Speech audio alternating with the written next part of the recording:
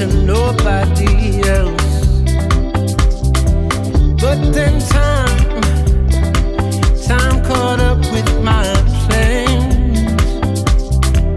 And when the day broke, it exposed me for the fool that I really am.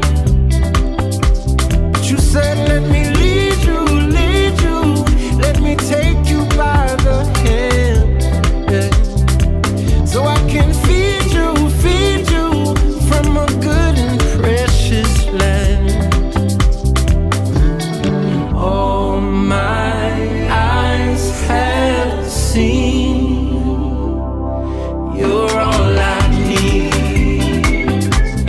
You're all I need, yeah.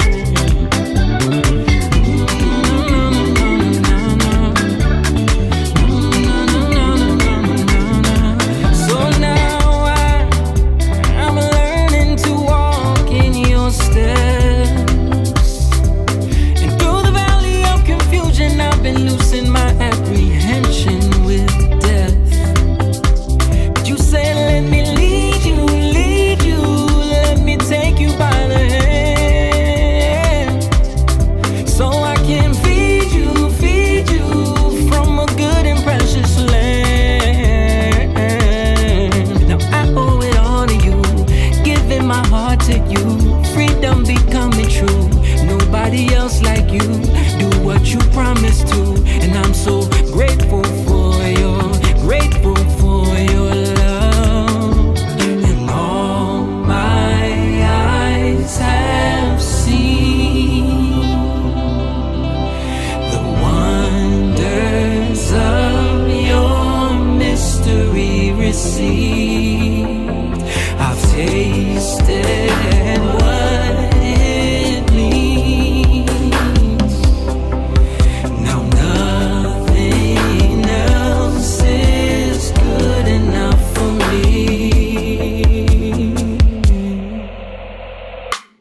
You're all I need. You're all I need. You're all I need. You're all I need. Oh, I need you. Yeah, I need you. Oh, I need you now. Now I owe it all to you, giving my heart to you, freedom becoming true. Nobody else like you, do what you promised to. And I'm so grateful for you, I'm so grateful for your love. I'm so grateful. I'm so grateful. I need you in my life.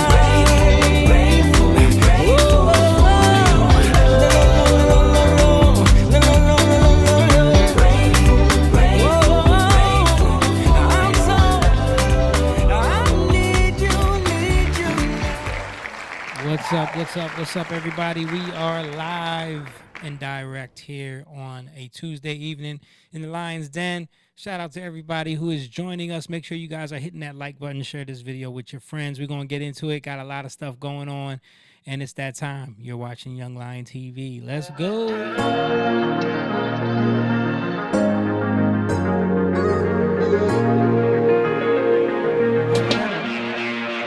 Young lion, everywhere I look, they're dying. Everywhere I look, they're dying. Young lion, everywhere I look, they're dying. Everywhere I look, they're dying. Young lion, won't you get up and start fighting? Everywhere I look, they're hiding. Young lion.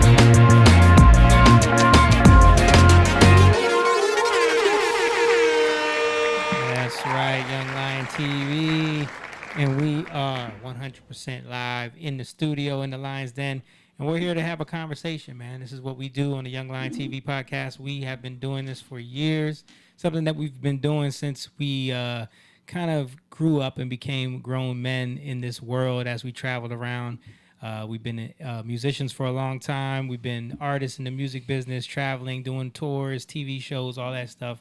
And along the path, we grew up a lot, and we learned a lot of lessons, and we hit some markers that allowed us to break some spells that were over our lives since we've been kids and been indoctrinated into things. And that's the stuff that we talk about on here and try to help the younger generation maybe break some of those spells that they might be getting indoctrinated to as well.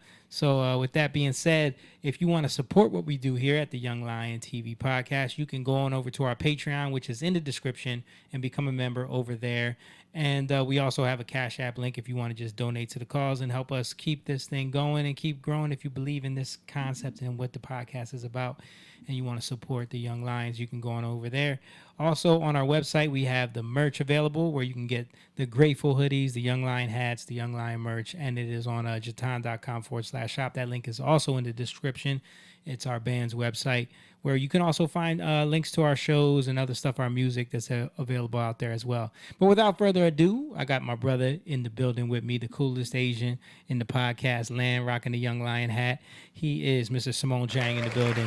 Let's go. Let's get into it. 100% Asian. 100% Asian. And then we got the best producer in the world. She is holding it down with us over here. She's my mom. We love her to death. She's doing her thing. She is the baddest boomer, Miss Angeli Lopez. I like that, the baddest boomer. And I am here, just holding it down, trying to hit the controls and make sure a lot of things are working smoothly, make sure the stream's running, make sure we're hitting the topics and the content and navigate some of this stream that we're flowing through. And I am Jamie Evans. We're supposed to have my brother and James calling in eventually at some point. Hopefully they jump on soon. But other than that, in the meantime, in between time, what's going on, man? How's everything? Good, chilling. We had a good show over the weekend. Yeah, it was I was a little nervous. Not nervous, but I was like, I don't know if people's gonna come out because it snowed that day. Snowed that day. Yeah, and I wasn't sure if That's what my mom bailed on us because of the snow. I went to bed at 8:30. I was sick. Oh, you wasn't coming out in the snow anyway. You ain't coming out. There was no snow. There was snowing earlier. So Yeah. I told Ricky because Ricky wanted to go. Yeah, that's I right. said- You Yeah, weren't But he feeling called and me. I told Jess to because Jamie had said you were going with Yeah, I Ricky, was. and Jess was like, "Oh, can I go with them?" Yeah. I was like, hit mom But up." then he calls me and he tells me he's not going. She's But like, "Heck no, I'm not going." I didn't say heck no. I said I'm not going. Jess originally wasn't like she got nervous because it's already Philly, and going by herself. Where did she park? She just found a parking spot. Oh, She wow, parallel that's parked. good. You Wow. know. Proud of her. Yeah, she went out. She came out. People came out. People came out. Yeah, it Shout was out a to Peace. Yeah, Peace came out. Yeah, she always she be in the spirit when she comes to our I shows, know, man. right? She gets the crowd going. She be having her own little worship session in the middle Yeah. of our shows. It's always awesome. Yeah, it's a great show, man. Yeah. Yeah. You sounded good. Oh man, I had to take some alternate routes, man. My voice was not up to par, Oh. but we made it through. Yeah. We made it through. Yeah, it felt good. The show felt good. Yeah, I some of the new songs were Yeah. like, Oh my goodness, the new one y'all ain't here yet. yeah, it's we're working on it, but it definitely felt really, really good at the show. What is it called again? I'll be Tell me there. I'll be there. So Jake said something. He was like, that song is special, and I was like, yeah. I feel the same way. Yeah, So we gotta gotta get it done. Yeah. I was talking with him. We'll probably get the lead vocal done sometime, maybe this week. Yeah. Yeah, during the day or something. Yep. Shoot over there, get it done. Get it. And I'm supposed to be getting the drum session done with Mike, I think Thursday. Okay. So Yeah. yeah. Get it done. Get Dave excited. Yeah. What do You mean? know how it Yeah. goes. But do you mean at night? What do you mean? The vocals get it done at night? What are you talking about? No, I said he's coming during the day. Because Jake can't. Oh, right. I forgot that. He might not be able to come. Yeah, he just found out that his son is sick. Yeah. That's true. With I things forgot going about that. around. But we were talking about that yesterday, so this is Oh, before okay. that all happened. So, Yeah. but yeah, man, it was a good weekend, good show, first show of the year. Niners lost. Niners You know? lost. Mike, our drummer Mikey, if you're watching, welcome to the couch, and I'm Welcome sorry for your to loss. The couch. Welcome to the couch, bro. You can sit right next to Moon. It's nice and open there. You can have a nice seat and watch the Super Bowl with the rest of us. So now, who are you rooting for? Oh man, I was rooting for Stan's team, Yeah, I know. Buffalo, but they're out. I just love a good underdog story. Yeah. I love Seattle. Sam Darnold, who got drafted with the Jets, and he kind of like was on a bad team, and now he killed it over in Minnesota, and they kind of like traded him to Seattle, and he's killing it again. So I think Seattle. So you think you're gonna root for Seattle? I don't like the Rams. Yeah, me either. I would rather have Seattle over the Rams. Yeah, it's a divisional game. It's gonna be a good game. There's been some really good games. And then it's the Patriots and Denver, but Denver's not Bo Nix is out. Yeah, he's out. So Yo, he got hurt non-contact, I think. he broke his ankle. He right? broke his ankle. Yeah. Yeah. Oh gosh. So that's unfortunate So for it's them. looking like it might be the Patriots in the Super Bowl. Again? Patriots and Seattle rematch. Yeah, that would be crazy. Oh. Yeah. But good football. I feel sorry for Bills fans. The non-catch. Did you see the controversy with that? Really? Yeah, there was a controversial catch. Oh, yes. That was kind of Catch. similar to the Buffalo game, right? Yeah, well, yeah, the Devontae Adams for the Rams. Yeah. Which was similar to me, Yeah. but they ruled that a They catch. ruled that a catch and down by contact. Down by contact. Right. But the Buffalo one, It was an interception. it was an interception. Yeah. Even though he had more control of the ball. And then he was down by contact. He hit and the his dude knee. ripped it out after they hit the ground. Yeah. Yeah. So That's been the unfortunate. problem. Like, no one can determine what's a catch, what's not a catch. Yeah. NFL has some work to do. But Jake said he's trying to join. I'm gonna I think the rendezvous link got reset. So just stall a little bit more while I get him fixed. Joey said, "My guy, what's up, Joey?" And Courtney's in the house. Yeah, so that's all that they're talking about. So the NFL is kind of split. Some people say that it's not a catch, and some people say that it is a catch. But my disgruntle about it is that, they didn't even stop. Nobody in the booth, nobody from New York stopped to say, let's take our time and get this right. You know what I mean? So all the Bills fans are, sad. It's unfortunate because it would have been a total different outcome of the game. I know Stan is sad. Yeah, poor Stan. He felt like this was their season, man. Yeah, they were close, man. They were fighting. The Bills were a good team, man. Josh Allen deserves it. Yeah, but you gotta win. he had opportunities, and you can't turn the ball over 4 times. He had opportunities to make some throws, because if Jalen Hurts would have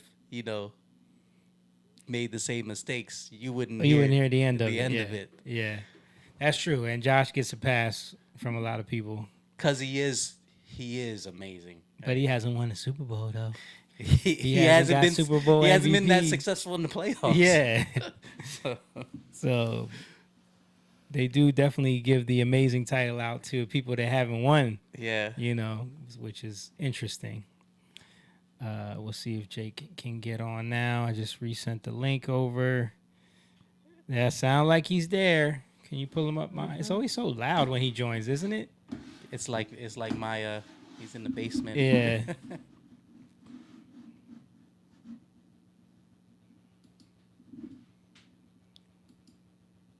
There he is. Can you hear us, Jake? Yep. Oh, we got a little double entendre going. Double entendre. Let me fix that real quick.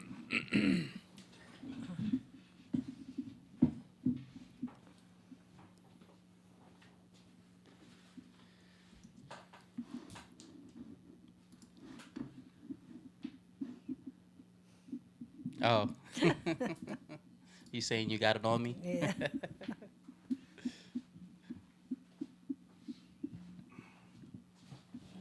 You gonna be ready for 20 inches of snow, Mom? Hey, I have nowhere to better? go. Yeah, it's better. There you go. Okay. I don't have to go to work or anything. One of these days, I gotta teach Mom how to do all that, so I don't have to keep getting up. Okay.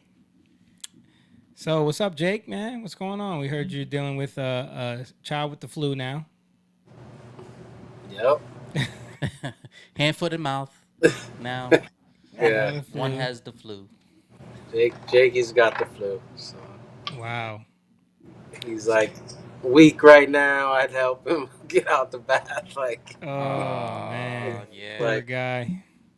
he's going through it a little bit. So That was probably the worst feeling that I've ever had was when I caught the flu. I Yeah. remember I was supposed to meet you guys at the gym, but I texted her. I'm like, yo, I cannot go at all, and I just like laid in the bed. When was this? This is when I was living with Panda. We had at the house in Sicklerville? the P section. This is when we were going to Active Fitness. Yeah. Okay. Yeah. Yes. Yep. And that was probably the worst few hours of my life. It felt like I just remember praying to God. I'm like, Lord, if you get me through out of this, I'll love you forever. Did you worse than COVID? That Worse flu? than COVID, bro. Yeah. Worse than COVID was different, but the flu, that was like, fever. It just felt like I was like somewhere else. Yeah. Yeah, it was bad. Remember, I had got the flu the one time we were on tour. Remember that? Yeah. And they brought the masseuse in to try to help me. Yep. Like, bro, I was shivering. I remember, like, I couldn't move. my And then I had to go on stage and sing. That was crazy. Man. Yeah, the flu's something else. Yeah, that definitely was, like, the most sick I've ever been. Yeah. That time. COVID, I was down for like, maybe a day, but it wasn't nowhere near that. And then I just lost my smell. Mhm. That's pretty much it. You lost your smell for a very long time. Very long time, dude. Yeah. I want to say like over a month and a half, Mhm. where I was like, this is weird. It's not coming back. And then that's when I looked up, how do I The burnt orange get thing. my smell Yeah. back? And I saw this thing on, I think, TikTok. Yeah. The burnt orange. Yeah. And I did it. Did I ever tell you about that, Mom? Oh. I did it that morning, and this is when we were doing church at your house at 11, I think. I did it, and then went to church, and I didn't know you had candles burning. We had we prayed, and when we got done praying, I was like this. I was like, is there candles burning? And I think Jake was like, yeah, there's a candle behind me. Because you used to sit in the head of the head of the table, and I couldn't see the candles, and then I was like, oh my goodness, it worked. And that was like some old Jamaican dude is the one that Yeah. that made that video that went viral. Yeah. Yeah, I remember that. That was crazy. And COVID it's- was such a crazy. Well, we were gonna look back on that time in our lives and be like, "Yo, that was one of the most insane things." Just from like the policies, all of the mask mandates, Yeah. and the six feet apart, and The stickers, you got to go Yeah. this way in the aisles of the grocery store. yeah, It's, it had to be like a psychological test to see, like, all right, how much can we herd people into doing Yeah. the most like robotic behaviors Yeah. ever, like Yep. people wearing double masks and the kids going to school with sheets in between, like the bubble. The bubble. Let's go see grandma, Yeah. but she's in the bubble. yeah, We never did that. We all just. We didn't follow each none other. of We that. ain't found We ain't followed nothing. nothing. no, because it felt too ridiculous to me. Like none of it made sense. Yeah. Even when I remember, like everyone was so afraid at first, and it was like, oh, don't leave the house, don't get caught on the street. You're gonna, they're gonna pull you over. They're gonna fine everybody $1,000. It was like they're not gonna do that. And then they felt like everybody was gonna die. Like Yep. Gosh. it was You pump that fear. You know, how can we control them? yeah. It was. You're probably right. It was an experiment to see, how far can we push this? And the vaccine was like the ultimate compliance test, where it was like, all right, everybody's got to get this vaccine. Yeah. And now we're finding out slowly the slow drip my of like gosh. how much of all of that was just nonsense, how much of it was fake science, how much of it was lies. Like Fauci and 2 other guys colluded to come up with the, all of these fake scenarios. Like, he found out that the 6 feet apart thing came from nothing. Yeah. Like they just made that up. You There's made no that up, science behind it, which always made no sense to me. It's like, and then we were flying during the pandemic. So it's like you on a plane, you have to wear the mask, but you can take the mask off when you're eating or drinking, but you have to put it back on. You go to restaurants. Did we do the Keith Sweat? We went to his house to do like a live stream thing. The Sweat Hotel or something like that. Yeah. We went to his house. Yeah, it made no sense, dude.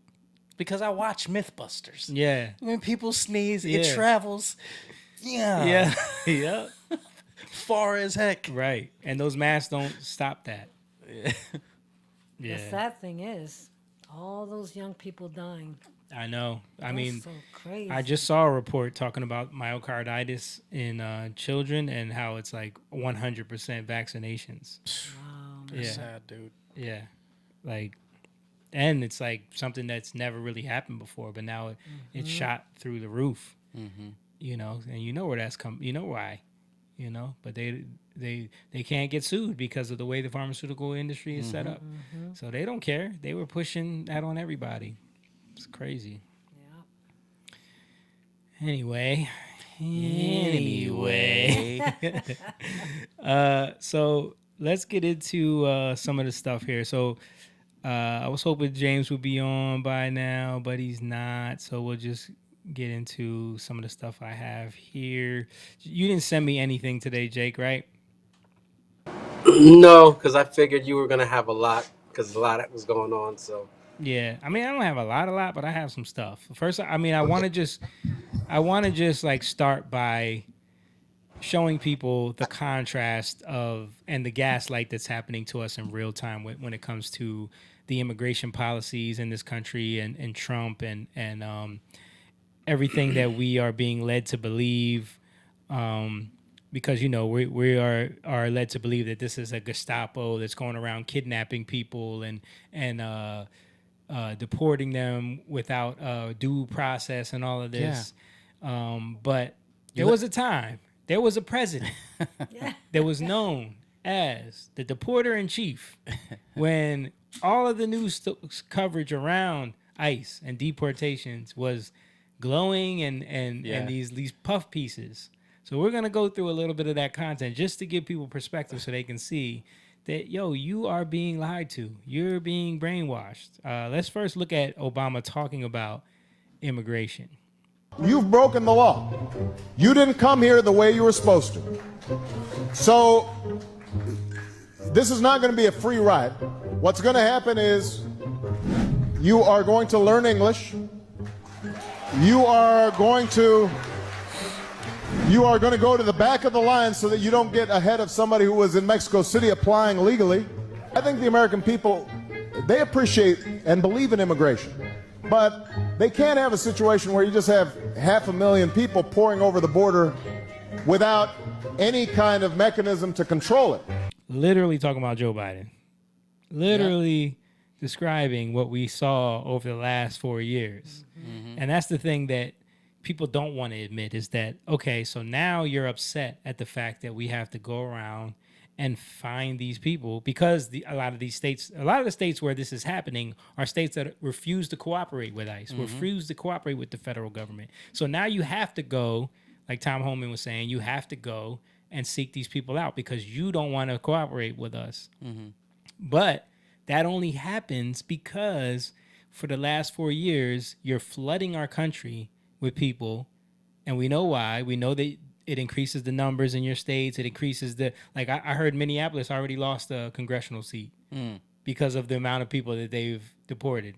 You know what I mean? Like, this is part of the problem. This is part of the tactic of allowing all these people, because they get counted on the census. And I remember when Trump was trying to get that eliminated from the census, and they cried about that. Why would they cry about that? Because they want those numbers to count towards it. That only counts towards your House seats.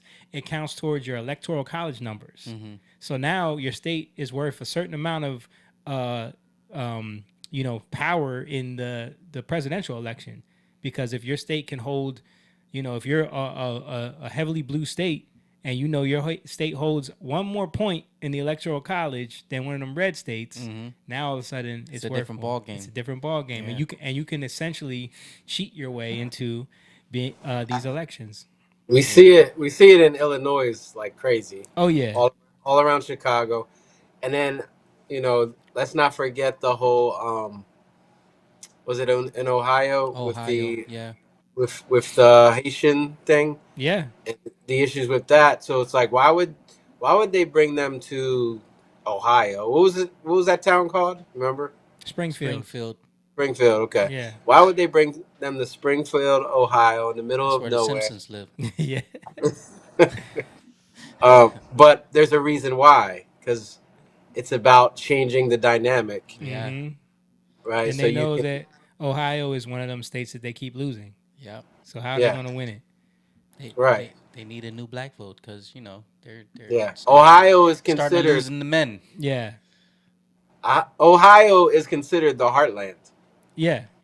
As a matter of fact, Ohio is like one of the most important states to win when you look at the primaries and when you look at even the election. Like, they spend a lot of money in Ohio because it's one of the biggest swing states. They want to win that state. But so now they're cheating to try to use these illegals. So that's why they're screaming and crying at the fact that they're all being deported. That's why Jasmine. You can't call them illegals anymore, Jamie. Yeah, right. They're undocumented citizens. Did you see that sheriff from Florida that always does those press conferences? I like that guy. You see him say, like, I'm gonna call them illegals because that's what they are. They're here illegally. They're illegals because somebody said that you can't call them illegals. Yeah. But let's show this nice CNN of all people puff piece about Border Patrol and ICE back in 2016 under Obama and how they were showing, such a hard job they have, and went on a ride along with them. The sun rises in the Windy City. Immigration and Customs Enforcement agents fan out across Chicago to arrest criminals in the U.S. illegally. Tech 1, Tech 2, Tech 3. CNN was granted exclusive access to witness some of those raids.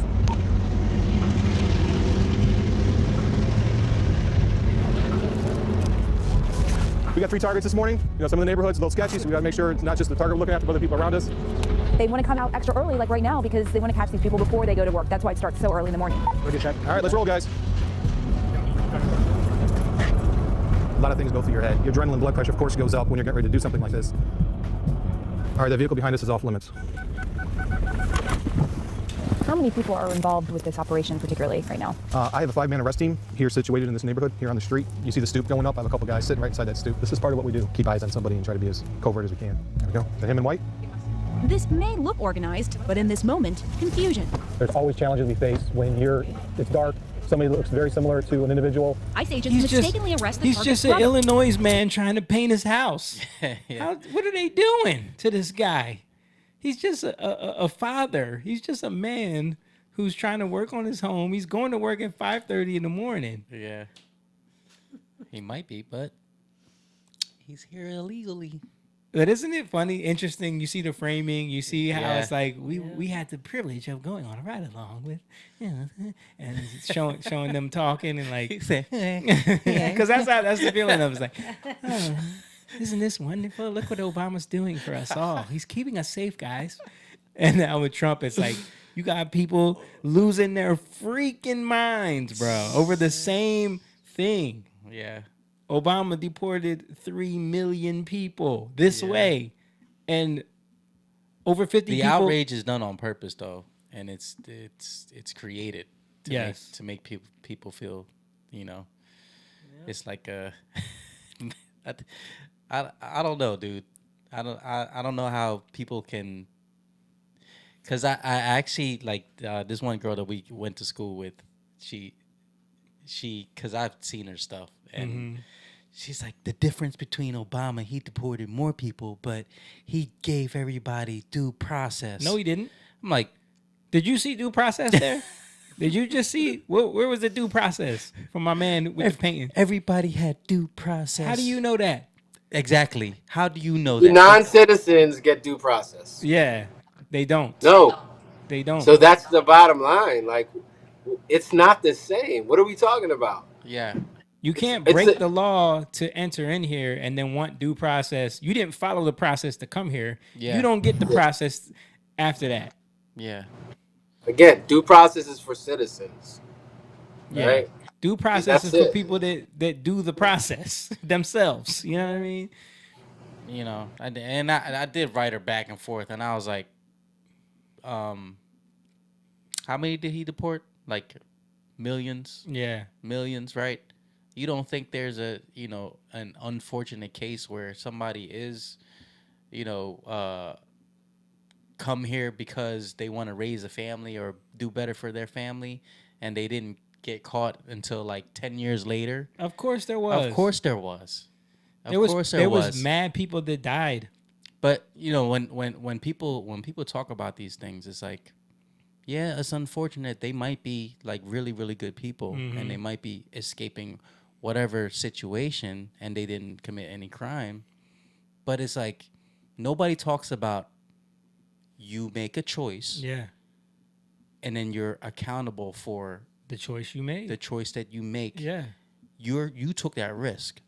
So whether Well- you're a good person or not, you took that risk. And when it comes knocking at your door, And them chickens come home to roost. they come home to roost. Yeah. And because Here's another thing. Laws only matter if you uphold them. Yeah. So a lot of the issues are, it's like, I coach soccer. If we say this is our standards on our team, and then we're just letting the kids do whatever and we're not holding them, you think those kids are gonna hold themselves to those standards? No, they're not. Yeah. You have to hold them to those standards because you're the one making the standards. And laws are like standards. They're the bottom line standards Yeah. of a nation, so you have to uphold that. If you don't uphold that, people aren't going to respect it. Right. So if you have two different coaches, that one's upholding it and the other one's not upholding it, who do you think the kids are going to be mad at? The one who's upholding it. who's Yeah. upholding, You're who's the laying- bad guy. Because they're like, who's laying down the law. yeah, you're the bad guy. So now this is what we're dealing with. But this is And even worse because we're It's dealing way with worse. the It's way gaslighting worse. of you have two coaches upholding it, but they just all hate one coach, so they're going to make him the devil. You know what I mean? Yeah. It's way worse because there's so much more at stake. Yeah. There's so much more that can go wrong, with all this stuff. So yeah, it's a whole lot worse, and it's a problem. Yeah, and one created some things, and the other one gets blamed for it. Yeah. Yeah. Like the kids in cages. Yes. Yeah, people still say that to They this day. I still say still that. hear people saying on CNN, "Kids in cages." Yeah. Yeah. And that's part of the problem too, dude. That's Yeah. part of. I watch Scott debating people, like they're saying, there hasn't been one criminal arrested in Minnesota. What? You can go on the website and see They said not one criminal. not one criminal. They're just arresting citizens. Wow. You know what I mean? Or, Like first of all, they're people not- on TV. First of all, they're not citizens. Yeah. What are you talking about? Yeah, they're just blending everybody in. They're blatantly lying. They're good people, and they're illegal immigrants that came here But that's why they they- desperately want to change that spell of language change where it's undocumented citizens, where it's, calling them. So you're attaching citizen to them already. Yep. And just saying, What's another thing that you're hearing them say now? This is something that's kind of funny to me because I was just thinking about this and then I heard it, right? Yeah. And I was thinking about it because I was watching all the stuff with Iran. And what do they call Iran? Like the government in Iran. They call it, starts with a R. I don't know. Starts with a R. A regime. Oh, regime. Yeah. So now they're starting to call Trump. Yes. And Trump calling it a regime. They've been using the Nazi term, the Gestapo term, the But regime. I haven't heard the regime. I just started really hearing a lot of people say it. Yeah. But they're silent about Iran. Yeah. Yo, there's like people are saying it's like 25,000 plus people that have been, killed by the Iranian regime. That's crazy. And I mean, you're really never gonna know because yeah, how are you gonna figure it out? They're trying to suppress everything. I saw this dude on X. He said that they shut down like the internet, and some people got access to like Starlink, and sent pictures of people in their body bags with the body bag open, but you can see that they have like IVs or catheters or whatever like that. But what was weird that they saw was everybody, it was like a direct shot right in the middle of the head. So he was saying, and they're all speculating that, the people that got hurt during these protests went to the hospital to get treated or whatever like that, and they would go to the hospital and kill people and execute them. Wow. That's insane. And it's silent from the media. Silent. They're not talking about it. Yep. Yeah. It's sad. Media doesn't talk about anything that, like, how about all the Christians being killed in? They don't talk about that. Nigeria. They don't talk about none of that. Yeah. First time I heard about it was from Bill Maher. Yeah. Because the problem is that they want to focus everything on, it's about opposing Trump and making Trump look like a Nazi and a dictator that they've been calling him. So one of the things is when you are constantly staking your credibility on lies and constantly staking your credibility, especially as news sources or political pundits, or politicians, because their credibility is all tied to their word, where they're lying all the time, but they have to double down because their credibility is, if they get caught lying, that basically that's the end of their career, especially for news anchors, news outlets, news channels, politicians. So when they are tying their credibility to a bunch of lies and a bunch of hyperbole and fear mongering, they have to continue to amp it up and create scenarios where they were right the whole time. So if they can just constantly create these false narratives around Trump being a dictator and a Nazi, because they've been screaming it for 4 years. They've been screaming it the entire election, even though he won anyway. So now the only way to save their credibility and make it seem like they aren't just bold-face, liars and scammers, they have to continue to create this chaos around what Trump is doing. One of the ways that they've been doing that is with Tom Homan. He's the devil. Oh, yeah. He is the most evil man. He doesn't care about people. He's a racist. He's a white supremacist. But here we have an image of the savior, Barack Obama. If you pull this up, Mom, giving him an award for the work that he did in ICE and deporting all those people. So the same guy that everyone's demonizing, that everyone hates now, doing the same job he was doing back then. And he came out and said that Biden wouldn't let him, Biden was the worst when it came to the border. He didn't understand what they were doing. They were just letting people in. So in 2015, Barack Obama awarded Tom Homan the Presidential Award for Service for making America safe with ICE. Wow. Isn't that interesting? Wow. 10 years later, I would love to see what they say about that. Yeah, you know what they're going to say about it. It was different. They weren't doing what How they're is it doing different? now. They don't know that. Yeah. No, the coverage of it was different. I heard Scott Jennings argue with them about this on CNN. Yeah. Because they were talking about it, and he was like, they were like, but it was different under Obama. It wasn't like it is now. And he was like, no, it was covered different. And they just said, no. They don't want to believe. They don't want to admit it. Here we go. Another CNN story here about Obama during the election was trying to walk back the deportation thing because it wasn't playing well with the Latino voters.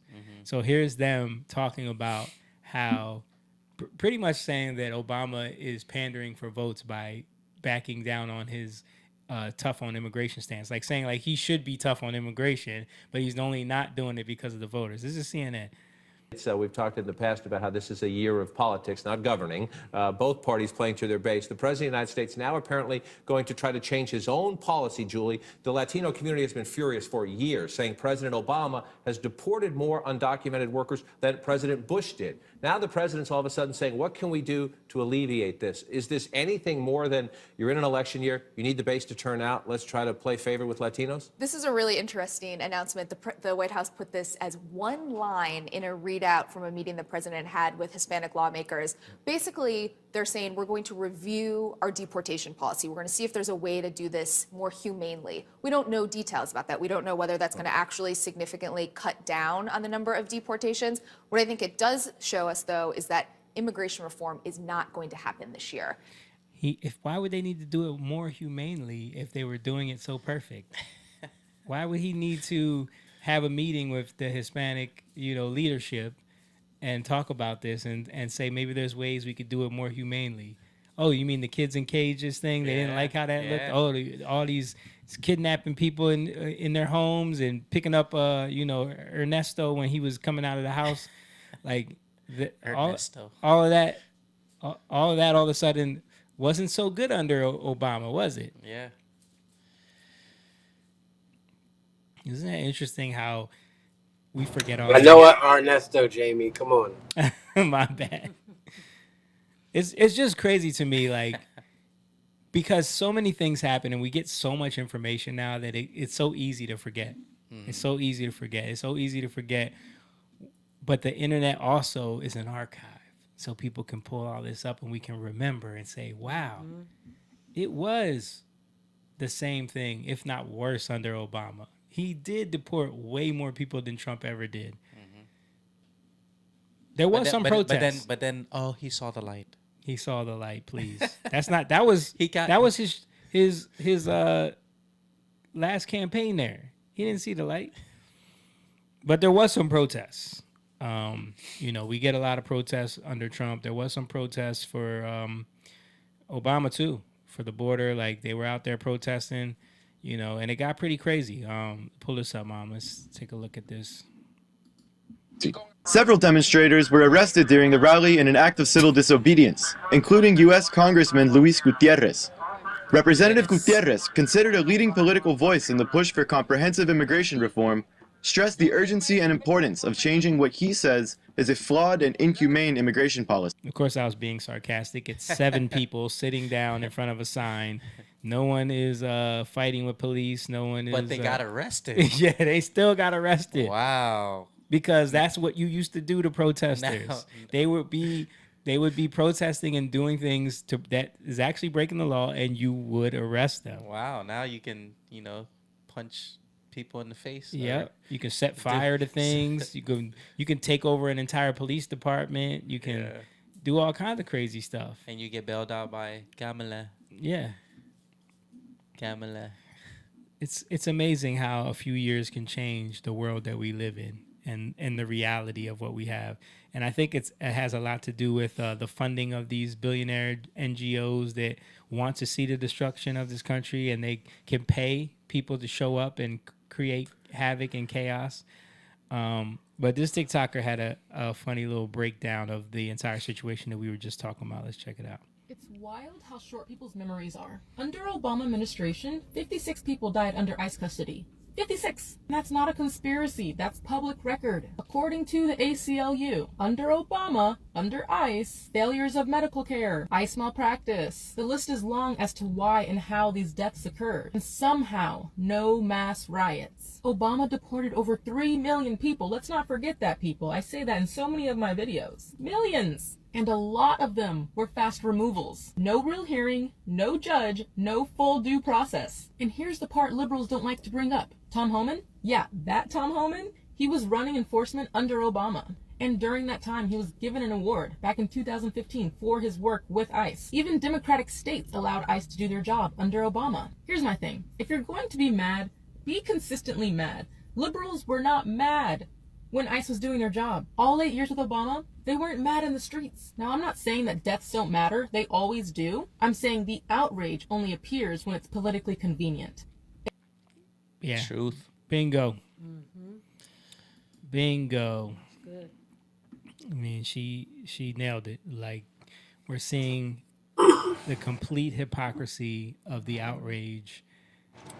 These are the tactics and tropes of the left, of communism, that have been going on for a long time. Yeah. This is the stuff that happened in civil rights movement with Martin Luther King, and not just him, but a lot of the civil rights movement, where they would look to, because remember, you just said it, Jamie, you can't just protest, you have to have permits to protest. Yeah. Right? You can't just go out and just protest anywhere you want. So when you don't have when you don't have permits, you can come and be arrested, right? But why would they do that back in the day, in the 60s, in the South, where they knew they were going to be arrested? They did it so that the cameras could catch it. Mm-hmm. They did it so they could look like victims. Mm-hmm. They did it to get the public to be outraged. And this is what's happening, right? It's the same exact thing right now. It's this just is what we're seeing, multiplied right? by 1 million, because now Yeah. you want to show people getting shot. You want Yeah. people to get beaten up. You want people to, like, they want Yeah. that to happen. Yeah. So, like, Mom, you were alive during that time in the 60s. We weren't. But so talking about that, like, do you remember that stuff? No, I was like 10 years old, I was like 8 years old. But you didn't, I don't like, your remember. family didn't watch it on TV? No, or listen, my no? family didn't Okay. watch that. Her family was a bunch of degenerates. They didn't care about nothing. I had to ask. You never know. Yeah. The only thing we remember is watching Kennedy being killed. That was it. Yeah, but it is interesting what you're saying, Jake, especially knowing that yesterday was Martin Luther King Day, and the civil rights movement and all that, and then finding out how much of communism and Marxism was sold to the black community through the civil rights movement and through Martin Luther King's talking points and the entire tactics of showing yourself as a victim, doing these sit-ins, trying to sit in the front of the bus, boycotting buses, trying to have the dogs sicked on you and the fire hoses to show the public, trying to get legislation passed in the seat of victimhood. And Yeah, the fire hoses and dogs weren't that wasn't a black thing that they did. Yeah. That was a riot thing that they did. Yes. Or a protest thing that they did. When it was when it got the out of hand. unions protesting, when it Yeah. was whatever, that's how they would deal with it. Not to say, and I'm not saying that it's right. Mm-hmm. I'm just saying you got to look at things like on scale and consistently, and not just, oh, they were doing that because they were black. No, Yeah. they weren't. That's not why they were doing it. Now, could it have been more humane? Yeah, I think so. I don't think they should be sending dogs and fire hoses after anybody. Right. You know? And was there a lot of racist cops back then? They probably did Sure. amp it up on the blacks because they could at that. Yeah, of course. Yeah. Yeah. But yeah, what you're saying, Jake, I think a lot of those tactics were learned from communists and Marxists that he had in his circles that were teaching him, this is how you get your way. This is how you get what you want. This is how we get legislation passed. And it's also how we indoctrinated the black culture into victimhood, into Democratic plantation, Yeah. slave plantation that they're still under to this day. People that refuse to look at it any other way, which is crazy. When you're doing stuff without thinking about it, you gotta ask the question, how did we get here? Mm-hmm.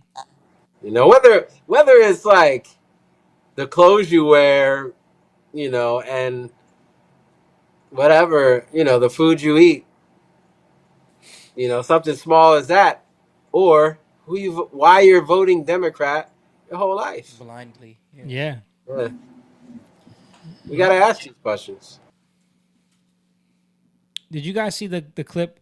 Oh yeah, I have it here. Did you guys see the clip of the ICE agent pulling up on the people that were alerting the criminals? Yeah. And he said something to them. Yeah. I'm gonna play it real quick because this gives perspective on like what these people don't even know what they're doing. Watch this clip, Jake. I don't know if you saw this. Reporting. We're here to arrest a child sex offender, and you guys are out here honking. No, we're pressed. We're not. That vehicle right there is honking and impeding our investigations while we're trying to arrest a child sex offender. That's who you guys are protecting. Insane.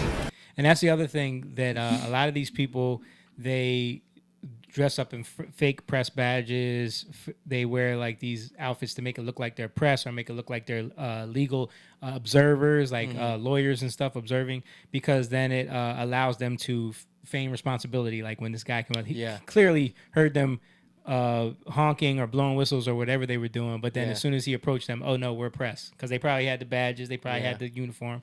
But they're not. They're agitators. They're being paid to be there.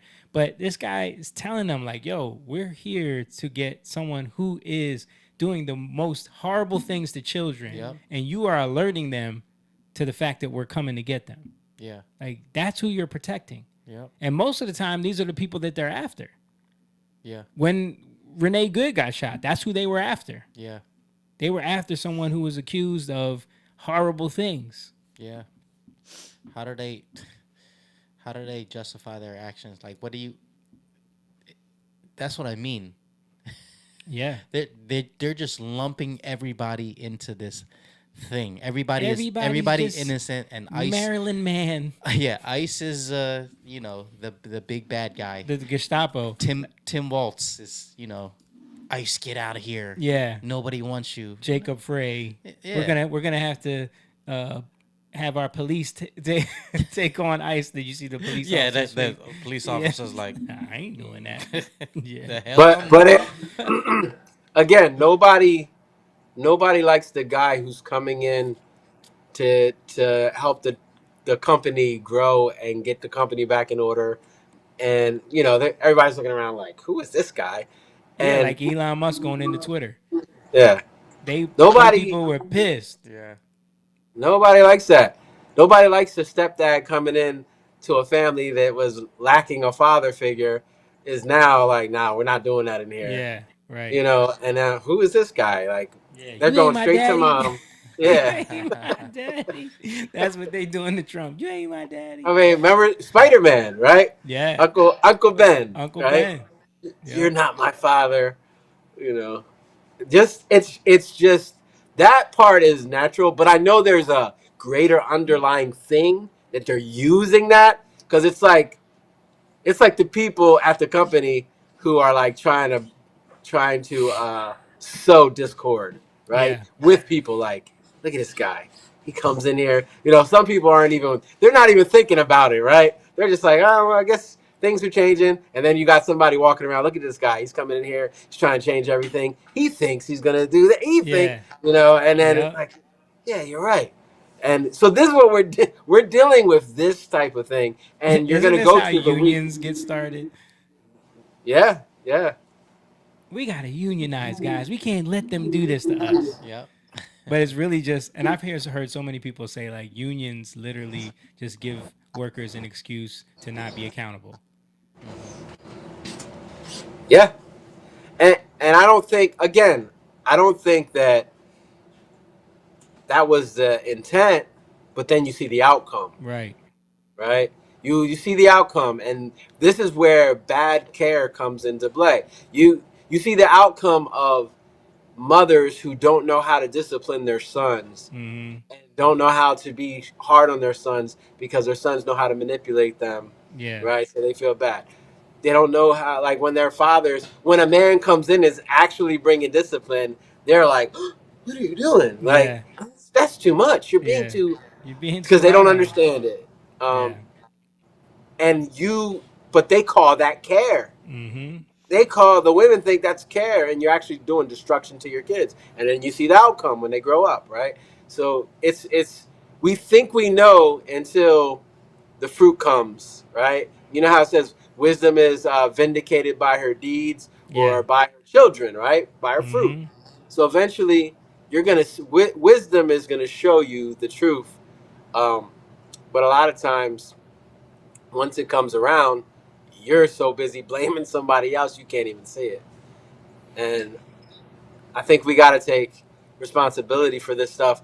We got to see that, like, there's been very bad government management, or maybe there's been government overreach in some areas, and then in other areas you're not doing anything where you need to. Like, government should be doing the basis. Well, the government protecting our border. The government is overreaching into areas where it never was meant to exist. But the job it's supposed to do is protect our borders. Right. And the basis, right? Yeah, the basis is protect our borders, right? That should be like number one. Rule number Make one. sure the people are safe within the country. Yeah. Right. But and then when from you have there, an agenda and you want people in here, right? And you got Biden taking bulldozers to the wall, and remember the fencing they put up in Texas? yeah. And he sent bulldozers down there to rip that barbed wire down. Yeah, it's crazy. But again, how can he do that? And then people are like, yeah, because of bad care. It's because of over empathetic people who think that you're mean. Because women are allowed to vote. That's why. Listen, I don't mind women voting who are educated, right? And can submit themselves to the truth. Nothing wrong with that. But I know you know what I'm saying. I'm joking, but I'm saying I know you're joking. Yeah. But you're right. A lot of women, and we see it in it shows, right? Yeah. That there are a lot of women who are just if only voting women voted, the entire simply- country would be Democrat. Yeah.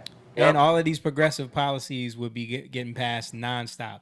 Welfare would be through the roof. I mean, it'd be unsustainable. everything is feelings. Right. It's already almost unsustainable. It would all be feelings, exactly.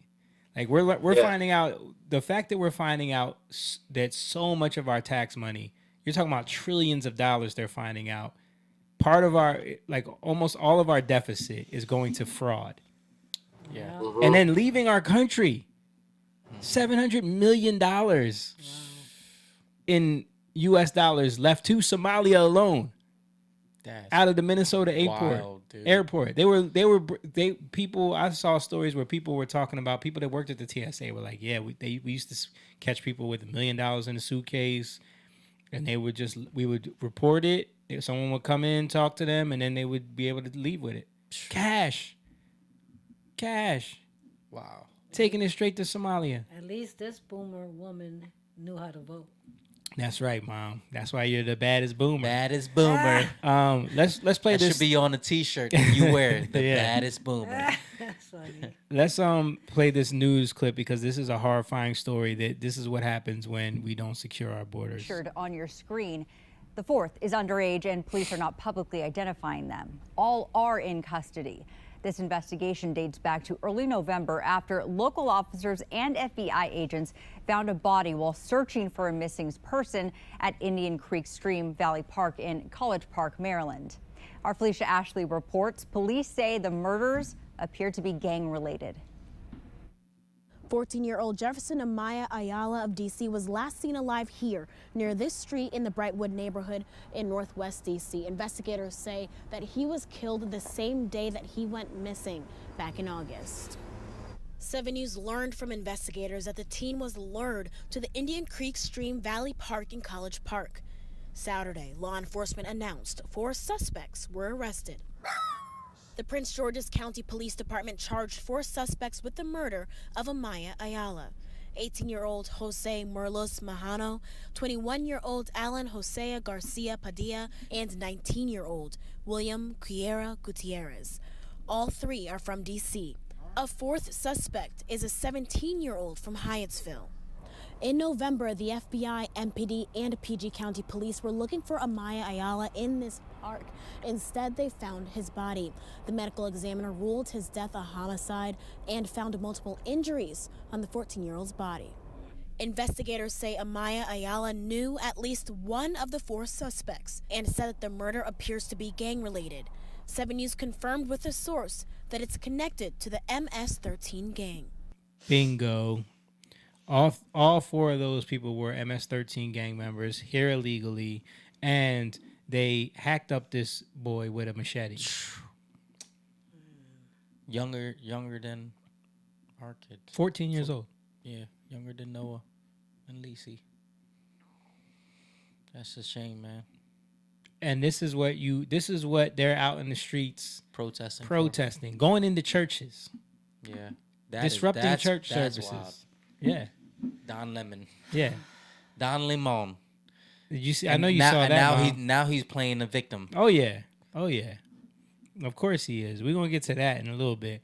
I also want to show this clip of Chris Hansen talking about his extremely viral show before we had YouTube virality and all that. This show was one of the most viral things people used to watch it all the time, To Catch a Predator. Everybody remembers the show. Listen to what he says. Listen to what he says. We have seen an increase in illegal immigrants being caught in our stings across the country. And it seems today that we can't do a sting, whether we're in the South or the Midwest or West Coast or East Coast, without catching somebody who's in this country illegally. Isn't that crazy? Isn't that crazy? Even him talking about their stings being connected to that. It's not that crazy because the border was wide open. And you had a president. What did Trump say? President that said. What did he say in that first speech that got everybody so upset? And the original, calling him a racist. Who? Trump? Trump. They're not sending their best. They're sending the rapists and murderers. What are we talking about here? Yeah, that's right. Yeah. Yep. Like Venezuela, we know for a fact, emptied out prisons and sent them to our border. Let me see. What else did I have here on this topic? I mean, there's so much. Did you guys see the clip of the clip of Nick Sorter's camera being stolen in Minnesota? Yeah. Isn't that the dude that put bacon on the... No, that's a different guy. Which dude is Nick that? Sorter is the guy that we showed that went to investigate. He went to investigate that hotel. Remember we showed the hotel that wouldn't house anybody from Homeland Security. I'm thinking about a different. You're thinking of the dude that got stabbed. Yeah, Jake Lang. That's the guy that put the bacon on the Quran. Yeah. He's an agitator. That is. I was gonna say that's the perfect example of you. You know, what do they say? FAFO? Yeah, FAFO. You fart around. Fart around and find out. Yeah. On the other side, too, dude. Yeah. Come on. And then you want to be at a protest with a bunch of Muslims and wonder why you get stabbed. Yeah, yeah. And you're out there in riot gear. Dude was scared, too. Yeah, he was. Yeah. He was. And the black dude is actually the one that protected him. Yeah. And got him up out of there. I mean, I'm not saying that they should have stabbed him, but still, it's like, bro, you can't agitate people. That energy, absolutely right. Like, you can't put that energy out and then be mad when it's met with, what's the word? An escalation of energy, But yeah, this is Nick Sorter driving around filming in Minnesota, Minneapolis. Check this out real quick. This is kind of a funny video, but it's also sad. Hey, get! What did she just do? She stole his camera. Okay, it's okay. She stole his camera as he was filming. She snatched it. Wow. She took Nick's camera.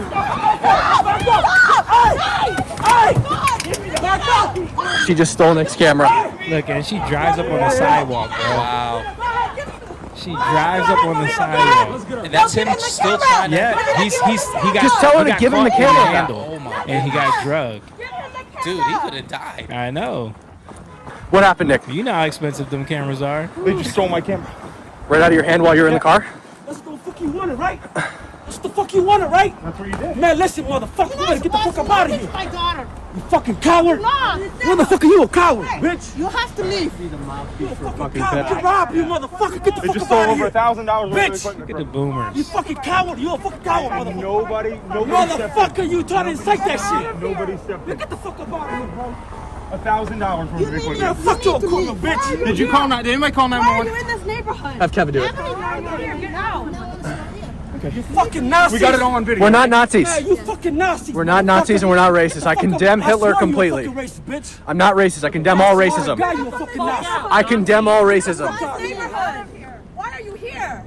We were driving through and we got followed. You guys followed us. This is the emotion that is coming from people. Nazi, racist. But the funny thing was, they found the lady. This is her in the car. The woman who stole Nick Sorter's camera equipment and drove into the sidewalk dangerously, dragging him, has been identified as the owner of Children's Autism Center in Spring Lake Park, Minnesota. Oh. Oh, She's wow. one of the scammers. Wow. Children's Autism Center. Lock her up. How do they all have these businesses, bro? Like, this is crazy. Children's Autism Center. It's community. Like, you know how we can get over on the United States and get money and send money back to, Somalia? Yep. I know a way. Yeah, it's crazy. I was gonna show the video of Umar. I thought James was gonna be on, but he ain't on, man. Where is James? He said he's still. What did he say? I'm still at the HOA meeting. Okay, so he's still. Did you see that video of the reporter? He's doing questioning community her, stuff. Questioning Ilham. Ilham. No. Oh my gosh, she was getting so angry. She always gets She's angry. angry. Yeah, but the way she was acting, like, it was like, wow, I just couldn't believe it. She was mad because that she kept questioning her about the, all this fraud and all this stuff, and she was just telling that reporter. Jamie played an integral. I'm sorry.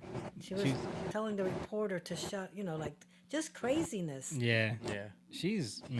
I don't know how she is part of our Congress. I mean, I know how because they voted her in because that place is overrun. But I want to show this video of Nate Friedman. He's the guy that we've played on here before. He's the guy that exposes all the paid protesters. This is another one of his videos where he's showing complete evidence that this stuff is staged. These people are paid literally or with handlers and organizers out there. Check this out. We have two identifiable right-wing journalists here. Please do not engage with them. Give me one reason I'm right wing. I'm not engaging with you. First Amendment You're telling right. all your employees not to film me. We're gonna marshal and we're gonna do our regular. Look, they're handing out vests. More people who are trained. I'm trained. She said, I need a couple more people who are trained. You want to give me one? I can do it. Trained on what? So we have some right-wing journalists here. She's going around to the people that they've employed, telling them the rules. No, I'm not with Fox. I'm independent. Please I'm don't independent. engage with- Let people talk. Let people talk. Oh my God, you're Friedman. What? You're Friedman. Yeah. Thank you. I seriously. So what's your thoughts on what's going on here? Don't engage with no. If you're with us, we're gonna. Okay. No. I'll take this line back. I support you. Okay, then please. You want people She won't let me even say one sentence. So who is this paid protesting leader? I bet you they know that if you don't do what we say, you won't get paid. You know what I mean? Yeah. Because she's telling them, if you're with us, you can't talk to him. Yeah. Who's us? The paid ones. Yeah. That wreaks havoc on our cities and will soon have a heated argument with the police. Her name is Jamie Bauer. She works for Rise and Resist, just like Julie. In fact, you can see them together here with the Karen Kazoo lady. Front and center, Jamie played an integral role in the Tesla takedown protests, referencing Musk's crime spree, whatever that is. Now back again with Karen. Jamie's been protesting in front of Trump Tower for years, and you see Julie right next to her too. This is calculated and the truth is getting out. Here's one of the many issues with Jamie. She works for the MTA, or Metro Transport Authority. She's at more protests than I can count, so is she protesting on the taxpayer's dime? Now, Jamie has an obsession with our children. Here she is holding a sign saying libraries are for everyone, backed by the trans flag, coupled with more photos of... You know what that means? What exactly? The trans story hours? Yeah. The drag queen story hours? Yeah. I assumed, but I wanted to be sure. Yeah, let us... I mean, she's saying something rhetorical. Yeah. Like, yeah, libraries are for everyone. Yeah. But what do you mean by that? Right. But when it has the trans flag behind it, you know what that means. For saying more drag and less hate. There you go. There are countless books like this that exist in the schools of your children because of people like Jamie. I've said it before, but this is a great book for introducing small children to the idea of being non-binary. She does interviews detailing how she doesn't conform to normative gender expressions and details the evolution of her own non-binary trans-masculine identity. You see, Jamie is all about combating fascism and oppression, yet she runs around the protest telling everyone not to speak with an independent reporter. Now, let me be clear. People like Jamie threaten ICE agents by saying, ICE agents, the tide will turn, and simultaneously act as if they have the moral high ground. Well, you have to do better. You have to do better. Yeah. So shout out to Nate Freeman for doing that's really great good work, man. Yeah. The dude is really good work. He's really good at what he does. He's exposing a lot of these people. Like, bro, how do you have the time to be all over the country in different cities every time protesting? The time, the money. The money. We know how expensive travel can be. Yes. You know? That doesn't make... And then the signage. All those are printed signs. Those are all professional signs. Exactly. Yeah. Vests, everything. Like, she probably got, gas masks. Aren't they trying to figure out who is, providing all this stuff for them? I think they're saying they're investigating it. I'm hoping they are. It's so ridiculous. It needs to be somebody. If people are talking about it, I mean, they might be conspiracy theorists, but if they, meaning us, see things like pallets and things like that, you don't think, the administration see all that? You would think so. Yeah. I mean, I did see a video where I don't know if this was James O'Keefe. Somebody did a sting where it looked like, and this must be the new, like, they stole it from Project Veritas, where everybody's on these dates and people are just spilling all the beans. Yeah. So this dude was a CIA contractor, and he's talking about the protests. Is it OMG? Might be. It doesn't say. I think he Sound Investigations. It's a totally different company. Oh. Yeah, Sound Investigations. Recorded March 22nd, 2024. Check this out. So when a rally happens, sometimes the bureau behind it? Yeah, sometimes.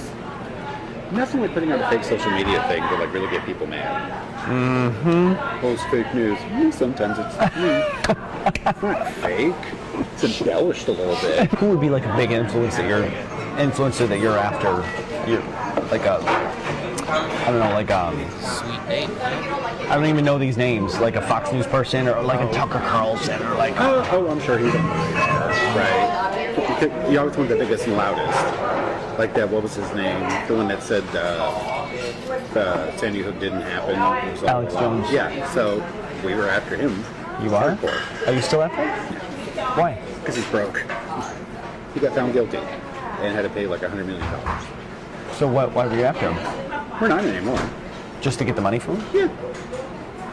Was that court case used? Was that a CIA Sure thing? was. That was the agency thing? Well, actually it was a defamation case. So it's a civil, not government. but we were looking at all of his followers, commenting and following, like, who's that going to be this to, right? So even though it's technically not our, well, not the agency definitely, but the Bureau, for instance, yeah, that's not our purview. It's a civil matter. But since they got all this access to his stuff and it's there.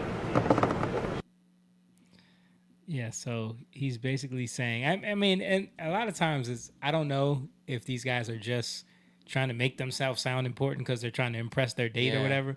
But he's saying that the CIA does like set up some of these protests and agitate them, and also implicate people, like they investigate Tucker Carlson and Alex Jones, like, and their followers, you know, to try to get people to create chaos so that they can then implement things, kind of like January 6th. Yeah. The insurrection. Yeah. It's very interesting, man. Okay, so we got this clip Which is from what we asked them to do. From I gotta play this clip from Joy Reid on her iHeartRadio show with Angela Yee, where she's talking about basically how Renee Good is the result of people like her telling white women that they need to put their bodies on the line for social justice. So basically, let's play it. This woman was part of a group of people who they train to try to be ICE interrupters. And what they try to do is observe what ICE is doing, film them, and try to use their white privilege, to be honest. They're mainly white people. Which is what we ask. Which is what we ask them to do, right? Yeah. Because black people, like, we can't put our bodies on the line because cops will shoot us. And so the presumption had been, particularly a white woman, because remember, part of the rationale for doing this with ICE is to save white women, pristine white women, from being ravaged by, criminal brown men. So white women, have been taking the lead in being the ones to step forward. Where in the world does she get that this is about saving pristine white women? I don't know. She living in La La Land, dude. She's living. And so we asked them to put themselves on the line because we can't do it because we'll get shot. Yeah, they just listen to you. Yeah. And there's tons of black women out there protesting. What is she talking about? She's a little narky, man. Sounds like silly women always learning, never coming to the knowledge of the truth. Yeah, it's definitely nonsense. But on the other side of things, we got Greg Gutfeld, who kind of lays it out perfectly again. We showed a clip of him coming at this woman who's always, on the side of the Democrats. Here he goes again. Like ICE isn't making, I don't even know how many mistakes a day in pursuit of Stephen Miller's 3,000 a day quota and getting paid for it. Greg a chance. All right, I'm going to focus on the backdrop because you went back to the officer to avoid what's really going on. Renee Good. Yes, because that is actually not the story here. The story is the story is how you got here, and you won't admit that is the reason why this isn't about immigration. It isn't about ICE. It isn't about Trump. It is about suicidal empathy that is driven by a rescue fantasy. You have all of these young middle-aged women going out there because they have some kind of emptiness in their lives that are going out there in this kind of rescue delusion, helping people they don't know, strangers who are guilty of crimes. How can you defend that? This is not protesters going to a church. That is a mob. The people that invented the phrase safe spaces are breaking it up, frightening kids, right? These are the people that call us fascists and they're hunting people. These are the people that claim to defend women and yet are defending men who abuse women. These are the people that call us homophobic and yet they want to out ICE guys for using, gay sex apps. Let's be honest here. Fry's a pussy. He's scared of these people, or else he would stand up for it. Calling it love? There's no such thing as a mob with love. And imagine showing this tape to Don Lemon 10 years ago, 15 years ago, and saying, is this where you saw yourself, Lemon? Crashing a church service, scaring kids, attacking a pastor? Was this your hope and dream to do this? Radicalization is gradual. Black Lives Matter is now bad guys matter. And now you'll defend anything. You're defending rapists. These are the people you're defending. And I'm going to go back. No, you had your chance. You brought this up. Where are the police? When you have Hamas supporters and Jewish students, police make the separation. Antifa, Proud Boys, police make the separation. Pro-life and feminists, police make the separation. Somehow, that separation is not even here, even when the leaders are framing this as protesters versus persecutors, because that's part of the this fantasy world that you live in. And yet they decide that they don't need cops. to separate it. The ICE agents aren't supposed to deal with that. That's what the police do. So you got to ask yourself, why aren't the police there? Because it's a deliberate thing to create this spectacle. And then I'll finish. This is not an isolated thing. These rescue fantasies exist because the real power of women, which is in the roles of community, whether it's wife, mother, work, teaching, that stuff has been marginalized by our modern leftist culture. That has to be replaced by activism. Your life is meaningless unless you're out there screaming in a cop's face. You have all these sad people out there in this liberation role playing, and you're egging it on. You should not be egging this on, Jessica. We had this is a time for brave women.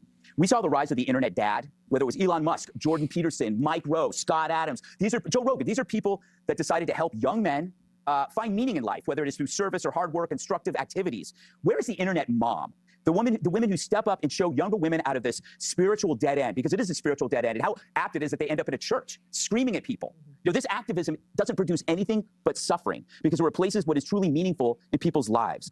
And that's what I meant about the backdrop. It is not about good. It is not about the police officer. It's about how we got here and why we've talked about this over and over again. Whether it was George Floyd, whether it was ICE, whether it was the border guard with the whip, it's all the same. It's a desire to be part of this rescue fantasy because your life's so freaking empty. The one thing I thought of, and that was definitely on point for what you were talking about, Jake, with the fake empathy and the need to save everybody and put yourself in this place of victimhood, and even what he said about like the persecutor versus the victim. That's what we were just talking about, even with the civil rights tactic, that communist tactic, that Marxist tactic about the oppressor and the oppressed. You have to put that visual on camera for people so that they can see it. And that's what this tactic is. And he laid it out there perfectly, man. It's crazy. You can tell he was passionate about it. Yeah. Yeah. As believers, and you see this, like I've heard, well, how could you be a Christian and think this stuff is okay?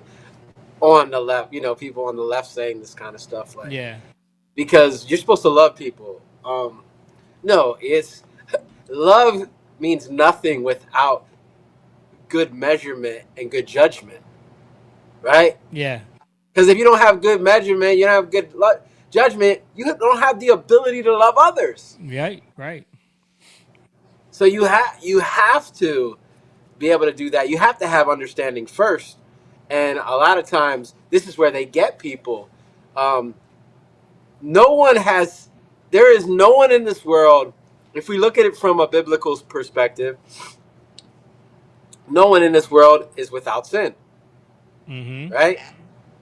And obviously, it's funny, like, there's people who call themselves Christians, like Don Lemon, but it's easy to decipher that when you hold the Bible as a standard, right? So again, you need to judge these things. Just because somebody says they're one thing, they're not. But on the other, like even going deeper to it, you shouldn't be holding people to a standard that you hold yourself to, right? It's just like in your house. You hold your household to a different standard than people on the outside. So that's not what it's about. And that's what people can do who are religious and twist things. And this is why we can get people like that guy, Jake. The guy who got stabbed. Yeah. Where you take things and you go to the extreme with them because you see the injustice. So now you're like, okay, well, you did this to me, so we're going to do this to you. And that's not helping anybody either. Right. Jesus said, forgive them, Father, as they're doing what they're doing to him because they don't know what they're doing. So for us, we have to hold a different standard, and we have to have mercy for people, but we have to there is a standard we have to hold as a basis. Like, this is where you have to respect us, right? You can't, but they'll say, no, if you're a Christian, you got to love everybody, which means you got to get ran over and you got to just submit to everything, right? Yeah. And this has been the trope for so long with a lot of Christians that has caused a lot of problems because we're not defining what love is. Well, again, love has to do with bearing all things. To bear all things, you got to be a very good judge. Yeah. You have to have capacity, and you have to be able to do things that others can't do. for their benefit, right? For their benefit. But these people think that they're able. I'm talking about the people on the left that are going into the churches and all this. These people think they can do. Yeah. They think they're delusional. They think they have the capacity and the capability to do these things and to fight for people and to fight for rights. And they can't even see past their own nose. Yeah. So this is where we're having these issues. But they want to, right? I actually admire their passion. I admire that they want things to change. It's just they're being used. It's misguided. Yeah. It's very misguided. And it's like some of them, do they really, or is it just a way to get a check, or a way, or are they just, or do they just, like I said, they want to be right about Trump, you know? So there's a lot of dynamics to it, but I want to read some comments. Emma joined in the chat. He said, "Greetings, guys." Shout out to Emma. What up, bro? Nathan Magnez said, they have TDS. That is for sure. Uncle Denny said, "Hey, guys, I'm still looking for the massive tax evasion arrests on all these people." Yeah, we all are too. But I want to show the clip of what they were alluding to in that clip with Gutfeld about the church that Don Lemon entered with all those protesters. Here's one of the clips I want to show. This guy is under fire right now. As you can see, all these pretend Christians, all these comfortable white people. This guy is in their church service, going off on them like this, with children in there. As you can see, all these pretend Christians, all these comfortable white people who are living lavish, comfortable lives while children are dragged into concentration camps. You're living real life, nice lives with your lattes, doing absolutely nothing for your Latino and Somali brothers and sisters. You come here to a man wearing a suit. Is a preacher? Did Jesus wear a suit? Did Jesus profit off the words? No! Jesus would dine with immigrants. Do not touch me. Touch me again and see what happens. You are a fake Christian. Why are you not standing with your Somali and Latino communities? Why do I not see you out at Whipple every day protesting this attack on humanity? Where are you? You're sinners. You're pretending to be Christians. But we know you live an easy life, don't you? A very easy life while people are starving. Shame. Out now. Out now.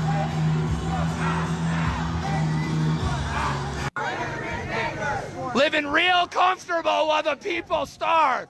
Living real comfortable while children are dragged into concentration camps. You're all living real comfortable, aren't you? There's children. Shame on you. Do something. Stand with the Somalis. Stand with the Latinos. Quit ignoring this injustice. He wears a suit and tie, and he hangs out with Kristi Noem. How is that a Christian? You're supposed to accept all immigrants, are you not? Why are you not going down to Whipple and joining us in protest against this inhumanity? You claim to be a Christian, act like one. Where is he getting this from? You need to accept all immigrants. And he has a Trump hat on? No, it says F Trump, Mom. Oh, I can't see the top of it. F Trump. What are you really doing, though? You're just trying to be a nuisance, man. So that's what Don Lemon aligned himself with when he went into that church. Yeah. People like that. And I know he wants to say, "Oh, I was just covering it as a journalist," but no, he went into that church and harassed that people. People left the service. Yeah. And now the funny thing is, they're talking about using the Klan Act. I don't know if you heard about this. The Klan Act, which was originally set up to protect. What was it to protect? It was to protect people that would be protesting outside of abortion clinics. Saying that they couldn't go in and disrupt, or like some old lady got sentenced to like 40 years because she was protesting outside of an abortion clinic and got arrested and got sentenced to 40 years. So now they're using that same, because that provision was also set up for churches and places of worship.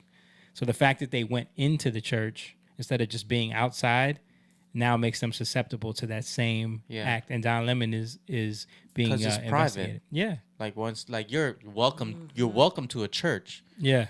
But if they ask you to leave, then you gotta Shout out to the brother James jumping on. What up? What up? Do me a favor, man. Turn that phone sideways. Turn that phone sideways for us, brother. Yeah. Boom. There you go. There you and then just go. lean it up so that so we can see the top of your head. Yeah, there you go. There you go. You want to see What's that up, shiny man? head? What's up, man? You did you handle your HOA? You told him I ain't paying no more fees. I'm tired of this. Whoo! And for what? What are they giving you for that?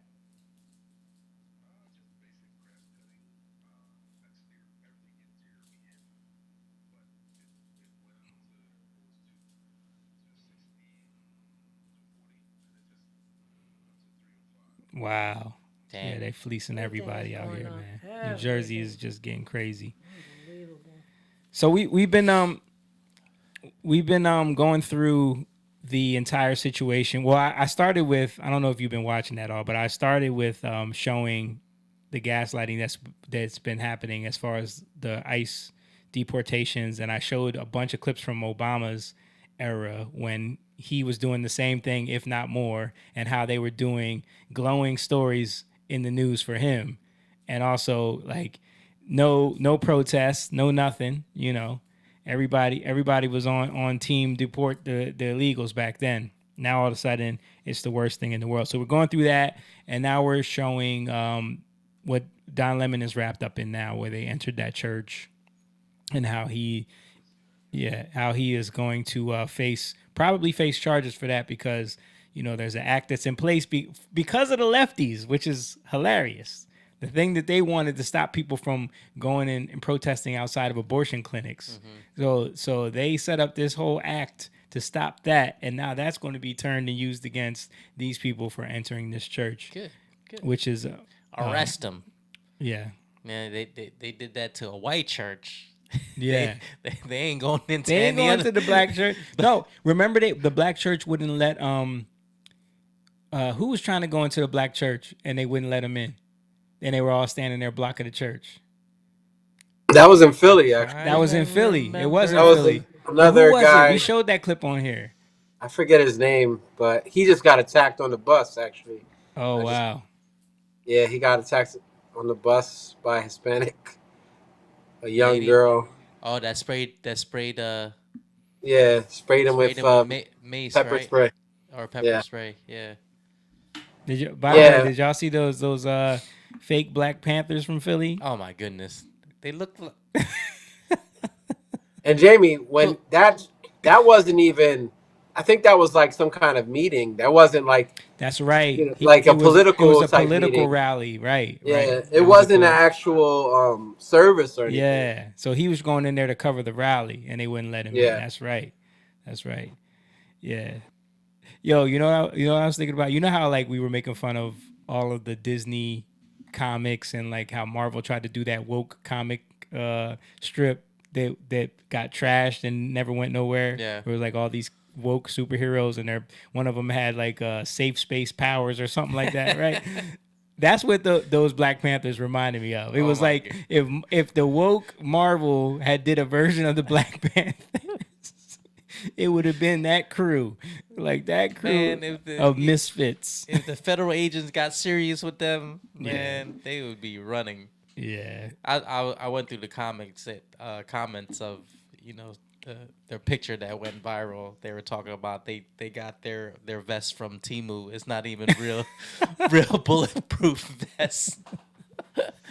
Yeah, I know. And then there was a bunch of like, goofy people on TikTok saying, "Man, them Black Panthers ain't playing. They need to put them in every city because the ICE people ain't gonna mess with them. What are they gonna do?" That boy said if they come in, he gonna put a window-sized hole in anybody. And then as soon as that clip went viral, he was like, "See, that's not what I meant, y'all. Like I wasn't talking about." Like, he tried to backtrack on that. What I had meant was, yeah. But James, you're here. There was a video that I wanted to play along these lines with someone giving commentary on this whole situation, but I had to wait for you to be here because he's talking on your peoples. Let me see if I can find it. Where did I have it? Who's his people? Trinities? The Trinities, man. The Trinities. The Trinities. Where is it? Where are you? Oh, here it is. Here it is. Your favorite Pan-African. Hey, I married a black queen. Why is he mad at me? Oh, you'll see. You sure did. Oh, you'll see. Hold on, let me make sure I get some audio here. Oh man. Standing in solidarity with Donald Trump. Guess who it is? Trinidad and Tobago. The Prime Minister of Trinidad, the Prime Minister of Trinidad and Tobago. He was about to say Trinidad. Trinidad. Ancestral homeland. Well, technically your ancestral homeland is Africa. Okay, but the birthland of her parents and maybe herself, Trinidad and Tobago, they are the only Caribbean country, or should I say the main Caribbean country, standing in solidarity with Donald Trump's unilateral and illegal move to declare war on Venezuela without the approval of the U.S. Congress. Now, Art, you might ask the question, why is the Prime Minister of Trinidad and Tobago going against the entire Caribbean community? Listen to how he rationalizes this, bro. And standing with Donald Trump. You want to know why? Most Caribbean islands have a black president and or black prime minister. Trinidad and Tobago is unique, Art, because the Prime Minister of Trinidad and Tobago, a woman by the name of Kamala, first name Kamala, okay?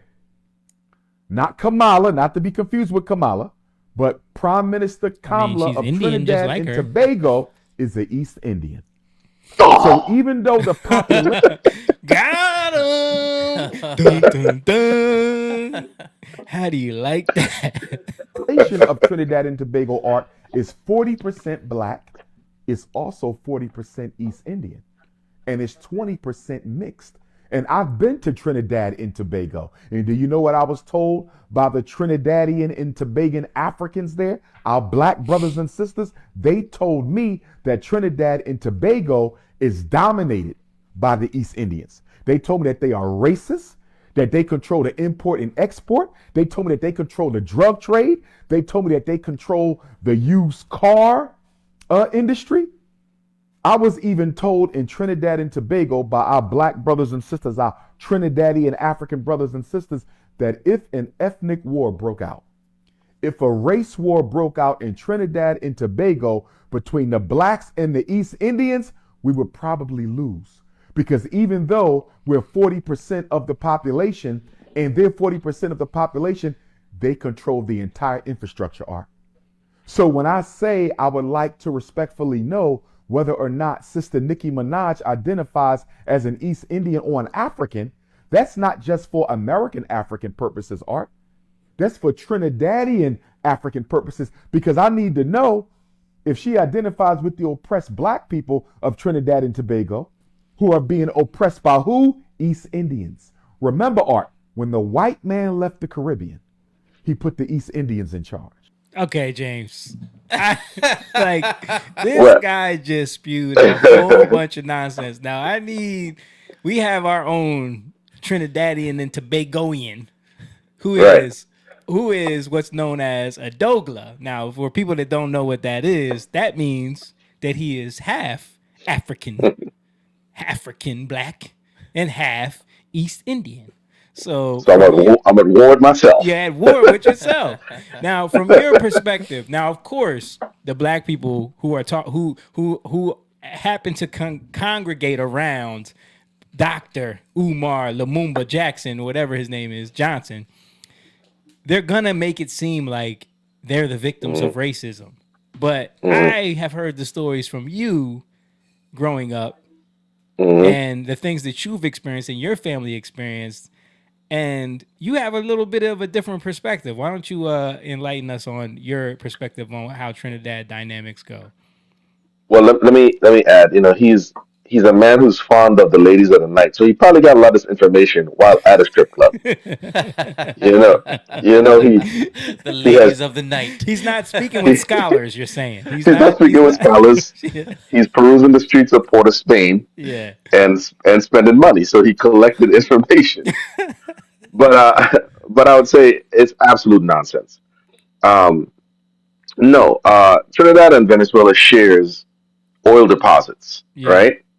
Trinidad has always been friendly towards the United States because he conveniently left out that the United States had a base in Trinidad in the 1930s and 40s. Right. Yeah. So it's not like they haven't had a relationship.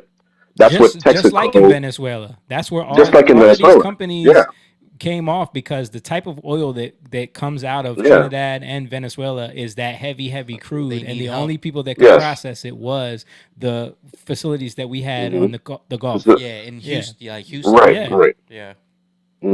And so there's been a industrial slash military relationship. So this is not some like co-opted situation where how to take over Venezuela. They've had that relationship for a long time. Yeah. In fact, that's where the steel plant comes from. It's from American drums. Right. So it's not like this is not like some overnight I want to be on the white man's side. Nothing like that. It's No, but he's what about the fact that when white people left, they put Indians in charge of not true Trinidad? at all. Like, come on, bro. Not That true. was Not true. Not such true. nonsense. And talk Yeah. about your experience with the racism and which Oh, direction there's it definitely flowed. right. There Hold on, hold there's on. Before you start, James, mhm. you can't. Anything you say doesn't matter because what he did was he went there one time. Now he works there. So, and, so and you they ran can, to him. Yeah. the intellect that he has He Yeah. experienced it supersedes anything you know. once. Right. And Right. some strippers told Right. him that Indians are really racist. And now all of a sudden. And what happened was a couple Indian girls probably rejected him that he thought was fine. And 'cause Right. he went there during carnival, and he said, Yeah. "Oh, they racist out here." Yeah. Right. No. Yeah. There's the British didn't leave Indians in charge. In fact, really ironically, to a lot of because Stokely Carmichael is from Trinidad too, Mm-hmm. and he was a big part of the Black Power movement here. He's not mentioned because he's not a foundational Black American, but anyway, the Brit when the British ended slavery, because that you got to give them credit for that. They did end slavery, Mm-hmm. and many of the well-to-do blacks left, and so they brought in um, Indian indentured slaves, and they worked the land. So a lot of the land went to them. So in the '60s, when they were given the independence, when Trinidad was given its independence, most educated, well, some of them, my family, went to England and America. A lot of the Right. Indians stayed, Right. and by them staying, they just became industry. They became the people who took over industry, like the tire shops and steel and all those things like that. And they kind of like started facilitating the country because a lot of the black people, including my family, thought that those industry jobs were kind of beneath them. You know what I'm Mm-hmm. saying? So they always forget that because I had this conversation with my friend Dylan from Guyana, and he used to complain about that. And I'm like, but a lot of the well-to-do, educated blacks left, Yeah. right? Left, and so that's what these Indians stayed, and some of them did come back and forth, but they took over industry and they started to, sell street food. They were doing the tires, the refinery stuff like that. He's missing it because he's trying to make it look like the Indian woman is siding with Donald Trump. You know And what I trying mean? to tie that to why Nicki Minaj is all of a sudden, Right, right. having an epiphany. Yeah. And then hmm also But trying to tie it to Venezuela. But I want to get into the fact that mhm. you saw a lot of racism. Like, yeah, racism does exist in Trinidad when it Yeah. comes to Indians towards black, but it's also the other way Oh yeah. around. Big Oh, time. it's definitely the other way around. And in fact, when the Indian population started coming there a lot, the blacks saw them beneath them. Oh yeah, yeah. The blacks were a lot of the black people in Trinidad and the Caribbean because they went to Jamaica, mostly Trinidad, Jamaica, and Guyana. That's Mm-hmm. that's where the most of them went to. They were considered. That's where the word coolie comes from because Mm-hmm. coolie was it's a word for a servant, a person that carries heavy loads. Yeah. So coolie is basically a version of nigger. You know what I mean? Right. Towards So they were Indians. they were un, towards Indians, Yeah. and they were subservient to the blacks. So he totally misses it. Or whoever is telling him that, and I don't believe anybody told him that. Yeah. I don't think. I think that's he went down there. He saw something, and he felt a certain way. It's a talking point for him. That's really Yeah. what it is. You know what I mean? But yes, there is racism and a lot Yeah. of it. You know. I don't even know if you want to get into the family dynamic, but you even had like there was issues because your dad married an Indian woman in your family. Oh yeah. Oh yeah. My grandmother and my uncle didn't accept us until her death and his death, as they didn't see us as family. You know, because my dad betrayed. Now, to be truthful, I have learned this.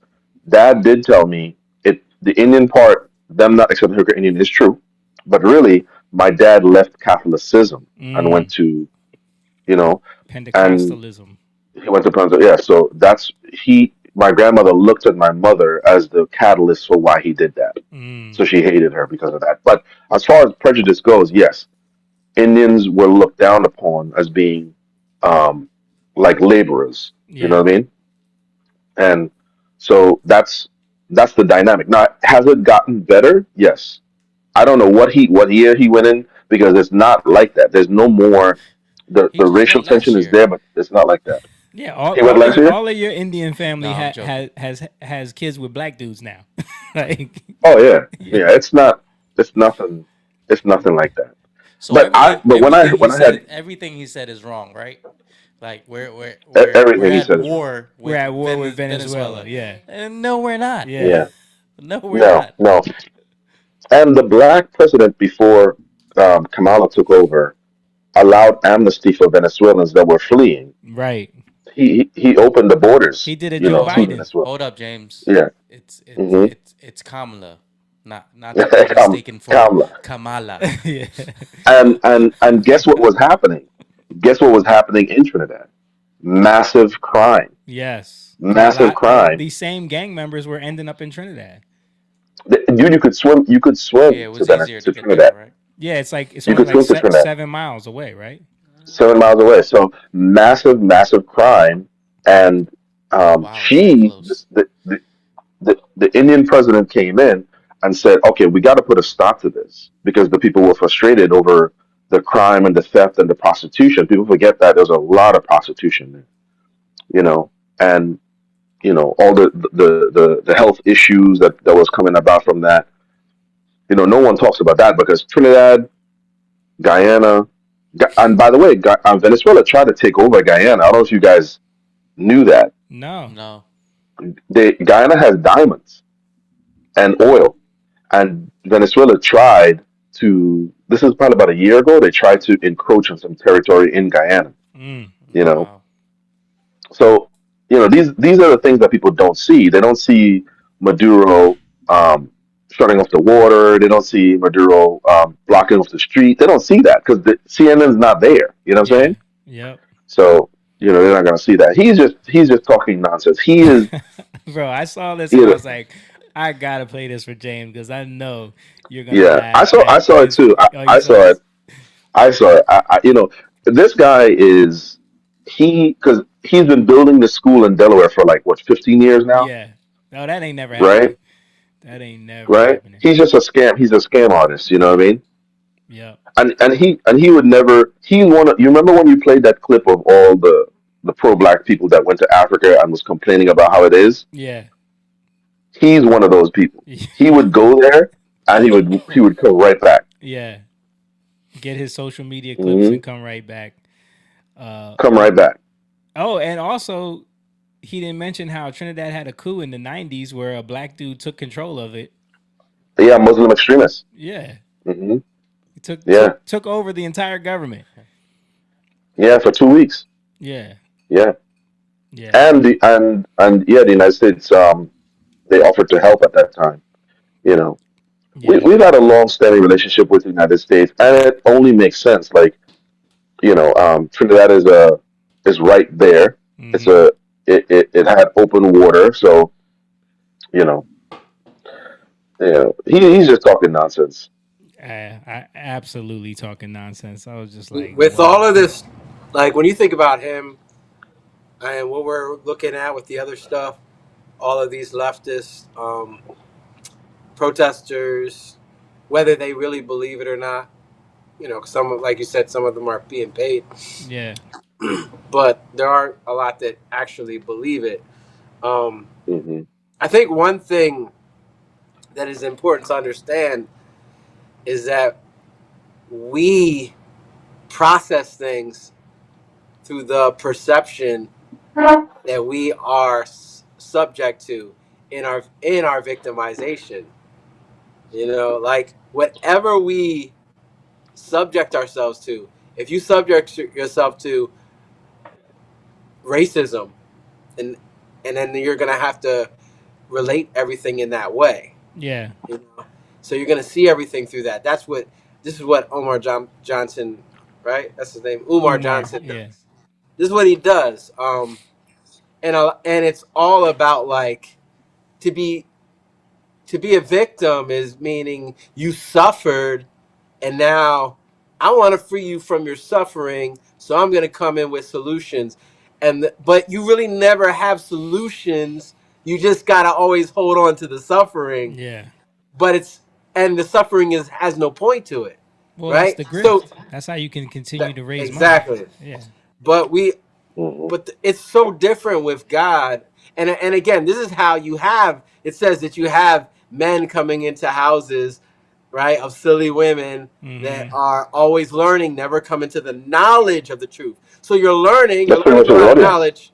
And it's like Umar Johnson, he got a lot of knowledge, right? But it's foolish because he's making these correlations through the perception of racism. Yeah. Right? Through the lens of racism, which it can make sense, but it really makes sense if you think you're a victim of racism. Right. And it makes sense when you think that, you know, there's got to be a reason why this majority black country would be helping Donald Trump in any way, and you're talking to people that know nothing about Trinidad, so they're gonna listen. They're gonna think he's dropping knowledge on them. You know what I mean? Like this is the real reason.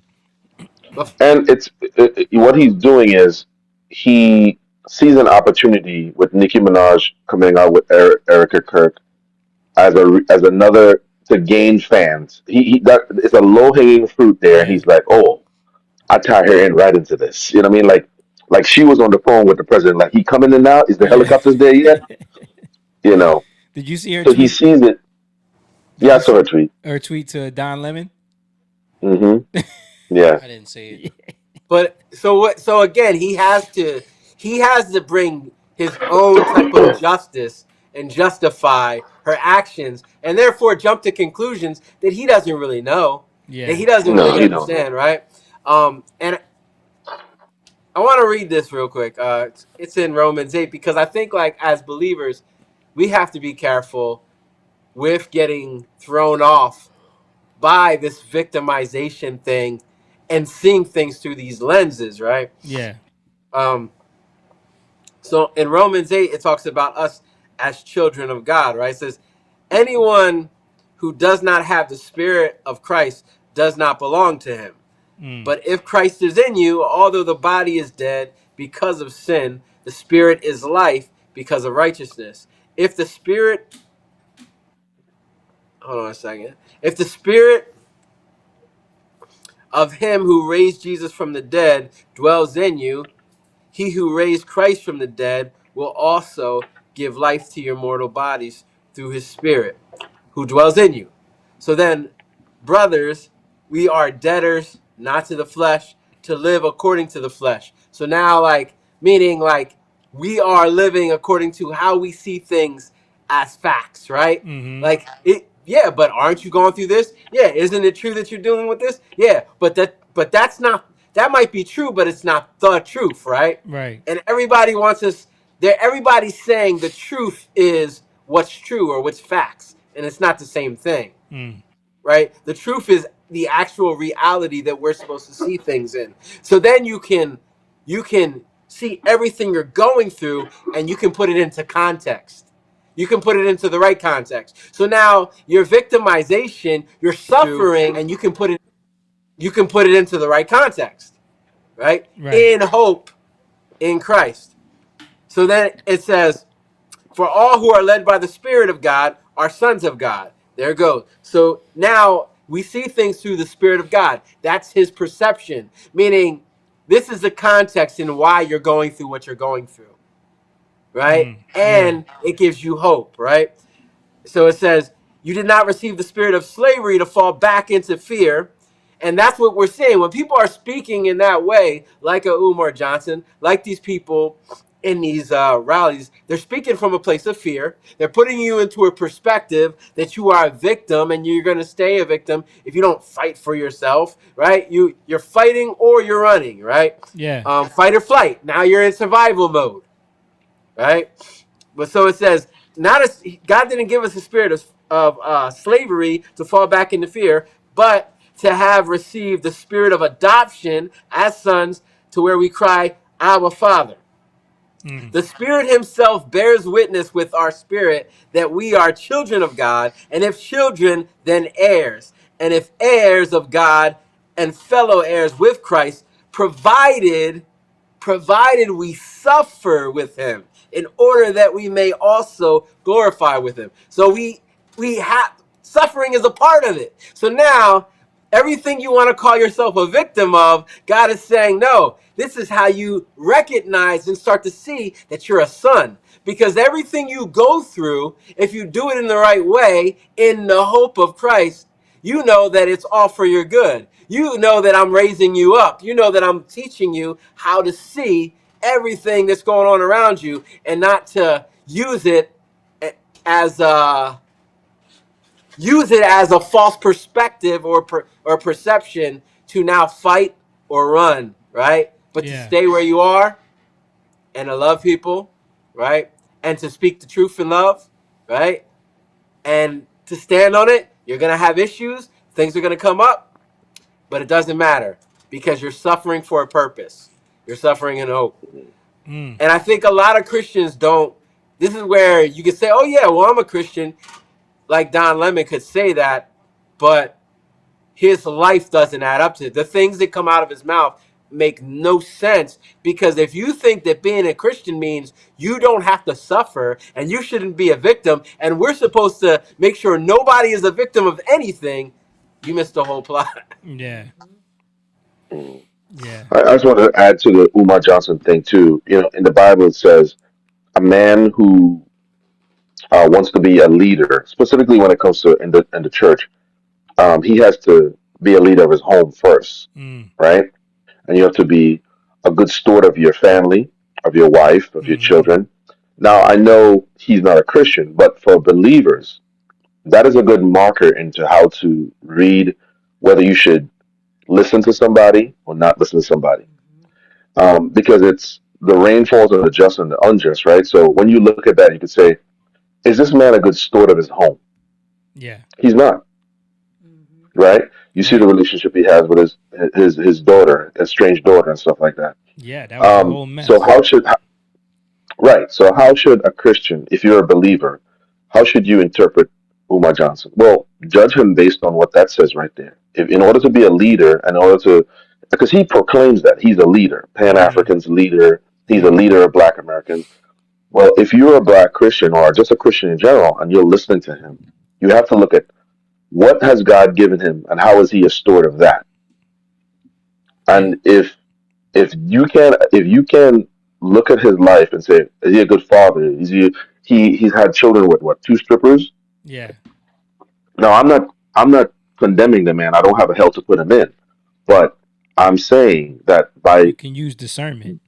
You could use discernment and say, hey, listen, God gives us this commandment as a man, as a father, especially a father and a husband, is to be a leader in our home, not a tyrant, but a leader. Yeah. And that's a good judgment of how, when you want to become a leader, well, you can't lead people if your house is out of order. And what is his house? What state is his house in? Yeah. Right. Yeah. So chaos. So that's right. So that's when I do talk to people, especially when we talk about Umar Johnson, I say you guys got to pay attention to these guys' lives. Now, we love to say you shouldn't judge. You shouldn't judge. No, actually, you can judge a situation. You just can't condemn. You know, you can't condemn it. You know, exercising good judgment is good, but the condemnation. You can't condemn people. You don't have, like I said, you don't have a hell to put anybody in. But you can look at this man's life and see that he's not a good steward of the most precious thing, which is his family, his home. Yeah, and So say how is this he is going to not be a able to give you man that information? I need to be following or listening to. Exactly. I mean, look Start with that. look at what he did with all of the money that people have donated to him. He's asking for Right. more money. He's asking for more and more and more money. Well, that's what I'm saying. If you had vision and you saw that he's in a good steward of his home, why would you think he'd be a good steward of money? Right. You know, I'm not saying that just because you're a good dad, you're going to be good with money. I'm just saying that there's patterns here that you have to pretend to look at. You know what I mean? Yeah. Yeah. And if you put that first, again, you're gonna like if you put racism first as, oh yeah, you're right, this is somebody I should listen to. That's a bad that's a bad Yeah. judgment, right? What should you Right. be listening to? You should be listening to somebody who has the fruit of the spirit, somebody who works in joy, somebody who works in peace, right? Faithfulness, like you said, stewardship, right? Gentleness, self-control, all these things. I mean, obviously love, right? But again, Right. love has to be defined. Love hopes all things, beareth all things, endures all things. Love's not selfish, right? It doesn't think about itself. Love does for others.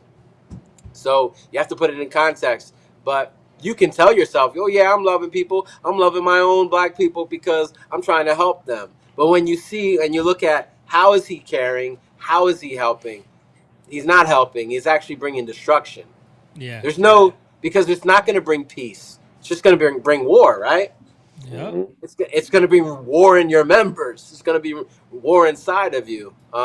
It's not. It's funny because one of the fruit of spirit is self-control, but it doesn't seem like he has much self-control, right? No. Is he married and has sustained a marriage between him and a woman and continued in that, where he's raising, there's a household where things are thriving in, where children can thrive in. Not at all. No. And that's why I tell believers and Christians, if I do run into them and they do talk about him or men like him, I think you gotta look at the tree, man. You gotta look at these guys. I mean, he's obviously he knows, and look, he has fallen way off because a lot of black people who used to listen to him don't listen to him anymore because they were bamboozled with the money thing. They got scammed with that. He recognizes that this is a selling point towards black Americans, which is racism, racism, racism. That's all he's doing. He's just peddling. You got to pay to come to his seminars. You know, it's like he needs to sell a product. You know what I mean? If anything, Drewski needs to do a skit about these peddling type brothers and sisters, because it's one thing to talk about the church, but that's the same thing. They're doing the same thing. It's just race is the focal point. You know what I mean? Maybe not prosperity, but definitely race. But that's what they're doing. He's selling trauma. He's selling hurt, and that's all he's doing. Now, like I said, he's fallen way off because he's no longer as popular because the school hasn't been finished, and people have been posting saying they've given him money, they've given him, and he hasn't done anything. You know. Sorry, we didn't hear you because we lost sound for a second. But Oh. What was the last thing you said there? I said all of that. You don't heard nothing. We couldn't. Well, our I heard you, transmitter. James. Our transmitter. Right. He could hear you, but our transmitter Yeah. was dying. I was Yeah. trying to replace it. Yeah. I think he was just bringing it home to where, you talked about like Omar and the church, Umar. right? Umar, Sorry, yeah. you saying Omar. Did you hear him when he said I about heard when he was saying that, Drewski like, doing people in the church, you tell them like, why would you listen to him? You know, and then we lost you after that.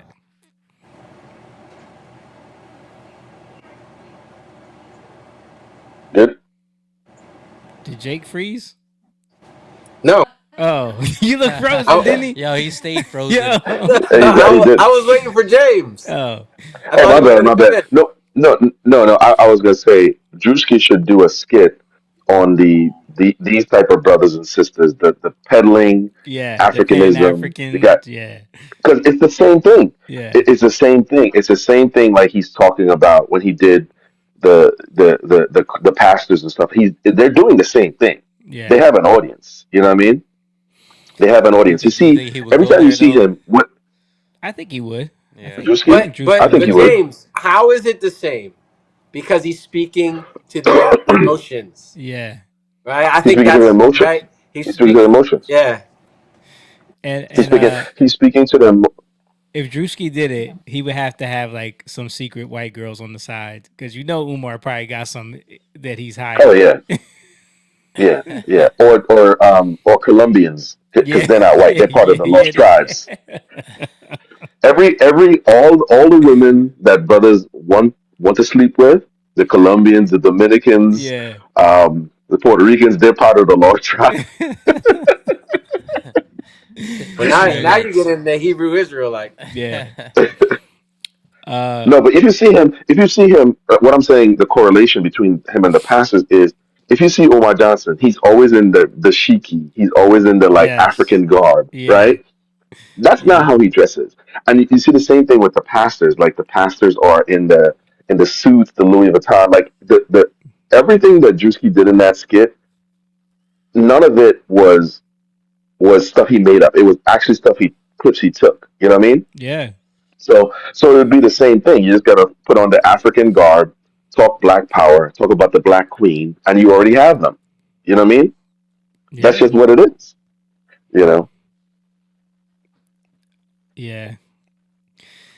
All right. Well, I think we'll wrap it up there, guys. I don't know. Did you? Real quick though, did you guys hear about Trump's offer to Greenland? I heard something about him offering them $700 million or something like $700 billion to buy Greenland. Was that real? I don't know if it was real, and I did see that. They are protesting, saying that Greenland is for Greenlanders.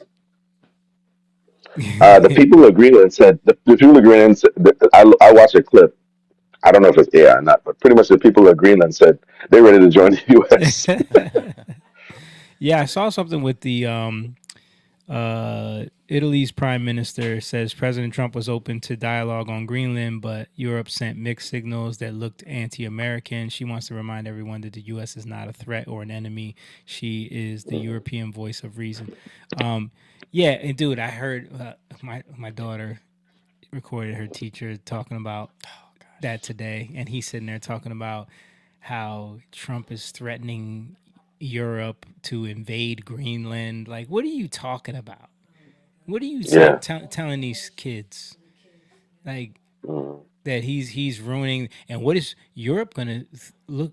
Europe is gonna think that that's a threat from Trump, and then that looks like that our NATO alliance is not really solid, and if the enemies Russia and China are aligned, and the America is not aligned, then we become the enemy. Like, he's just telling them all this stuff. I'm like, there's no NATO without the U.S. Exactly. But now I saw something. That's a failed project. Yeah, that's a. No, I'm saying NATO. That's NATO. All that is a geopolitics. It's all failed. Billions of dollars wasted. Yeah. Yeah. Not wasted in the pockets of Oh yeah. Well, yeah. See, that's the problem. Is like there's no auditing. There's really no auditing. None of us know what we do, but most people don't understand where this money is going. You know what I mean? Yeah. We don't know. So we think it sounds good, but we don't know. You know what I found out recently, guy? On a side note, I found out during Christmas this little documentary I watched about all of the donation-based services like Salvation Army, Goodwill, all these kind of things. I found out. I mean, again, don't quote me on it, but in the little docu-series, it was basically that for every dollar you give, 3 cents get to the people, and the no, that's dude, that's standard across the board. You talking about Blue Cross, Blue Shield, the Red Cross, all of these places that you donate to for disasters. Barely over 2%, 2 to 3% goes to the actual thing. Wow. The rest of that money is paid back to employees, administration fees, the CEOs, their salaries. Like, bro, they pocket that money. Yeah, I was like, wow. And this is nothing new. It's like from the inception. Yep. You know what I mean? from the inception. I was like, this is how much we don't know. And only reason I looked at it is because I saw them. They're affiliated with Walmart, so every time we go to Walmart during Christmas, it's the guy there with the bell. Yeah. You know, and now at Lowe's they have it where it's rounded up to this, donate this. Yeah. Every time you go, and the person who did it, Bro, I don't do that because I know that Yeah. money. I didn't know that. I know that that's just they crunch the numbers, and some intern or one of their people in the financial department realized that, oh, if we can get people to round up and call it a don't, because it's always like the Wawa Foundation, the Walmart Foundation. So it's like Yep. they can allocate that money to anything they want to. Yeah. You know yeah. what I mean? Yeah. You're Yeah. basically And just it's, paying more for the thing. Yes. It's going right back to them. There was a that's the whole thing about it, is Yeah. yeah, you're right. Yeah, it's the same thing. Yeah. There was a story that kind of in the sports talk world about Travis Kelce. Yeah. The tight end for the Kansas City Chief. For those who don't watch football. Yeah. But they know he's Taylor Swift's boyfriend. Taylor Swift boyfriend. I should have said fiance. that. He has a foundation. I don't know what the name of the foundation is. And the dude was talking about 30% goes to what the foundation is for, and the other 70 went back to Travis Kelce yeah. and whoever runs it or whatever like that. Mm-hmm. And I was like, dang, that's messed up, until I heard what y'all said about that. Yeah. Travis is giving more money than the Red Cross. Well, yeah, but then that foundation, how much money do they give to the actual thing? Right. You know what I'm saying? Right. Like that's where it's very little. So it's like it's a scam. Yeah, it's all scams. That's what Elon's been talking about. Like all those things are scams. All these NGOs, all these foundations, they're all scams. They're always And that's what blew my mind, because it's not that they became a scam. They were scams to begin with. Mm-hmm.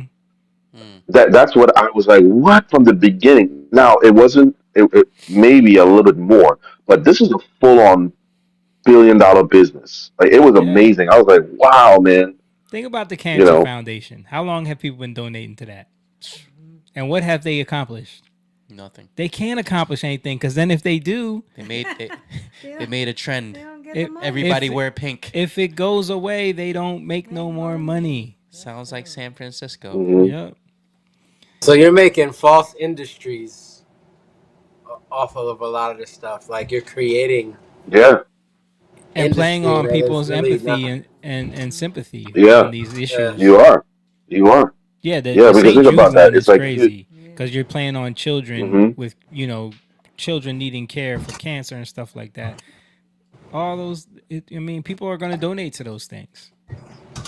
It's very interesting. And that's what people don't understand from the global perspective is, if you go to Iceland and you actually interview the people, or you actually go to Venezuela and you interview people, they're happy about this. Mm-hmm. You know what I mean? Because they're tired of living in squalor. Like, you know what I mean? Like, I have Venezuelan friends, and I've talked to them, and I've asked them, what do you think? Like, honestly. And they say the truth. They're like, Venezuela was a thriving country. It had resources. Yeah. You know what I mean? It was one of the richest countries in the Western Hemisphere. Mm-hmm. And Chavez and Maduro ruined it. Let's play this clip from Kate, what's her name, Carolyn Levin, real quick, just to see what this deal is for Greenland. It's a productive meeting. It was a good meeting, and in that meeting, the two sides agreed to really establish a working group of individuals who will continue to have technical talks on the acquisition of Greenland. Those talks will take place, I'm told, every 2 to 3 weeks. So this is a conversation the administration intends to keep having with the Danes and with the respected delegation from Greenland. But the president has made his priority quite clear. He wants the United States to acquire Greenland. He thinks it's in our best national security to do that. Okay, so they didn't talk about it, but this is what I'm saying. Like, people act, and the people that are like losing their minds over this don't know history. First of all, like, they don't understand. Well, how do they think we got Hawaii, Alaska, Louisiana? Like, we acquired these places. Yeah. Like, people don't necessarily invade and take over territory anymore. It's like, yo, we're gonna buy this. You know, if y'all ain't doing nothing with it, let us have this. And what do you want for it? But apparently he did offer them $700 billion. I think this says historically serious negotiation. That figure could plausibly move closer to $900 billion for Denmark. To put that into perspective, Norway's sovereign wealth fund, widely regarded as global, around 1.8 trillion, 900 billion transaction would place Denmark's wealth overnight at roughly half the scale of Norway. Yeah. So I heard he wants to offer them $700 billion for the land, and then there's like 50,000 people that live there, give every person $100,000. Wow. Which would be another like $2 billion or something like that. Can we sell New Jersey? I know. Does he want to buy New Jersey? Like, yeah, but you know that if they find out about that, they're gonna be on board. Yeah, they're gonna be like, yeah, we'll take that. Sure. then we see Dr. Umar Johnson in a Celtic wear. I know Black Puppy. I know Black Puppy. Yeah, that's funny. He's just like a Viking. Battery on my pack. All right, we're gonna wrap it up there, guys. Thank you guys for watching. We appreciate everybody who's been chiming in. Make sure you guys hit that like button, share this video with your friends, and don't forget, if you want to support the conversations, you want to support the Young Lions, head on over to our Patreon. The link is in the description. Also, the Cash App tag is there if you want to support what we do. The merch store is also in there, and don't forget, we got shows coming up. And go to the website there, check out everything that we got going on. We're going to be doing some live streaming music and stuff like that. But thank you guys for calling in. I appreciate it, man. It's a good show. See everybody next week, man. Peace. Young Lion, go live, yeah. Young Lion, you rich.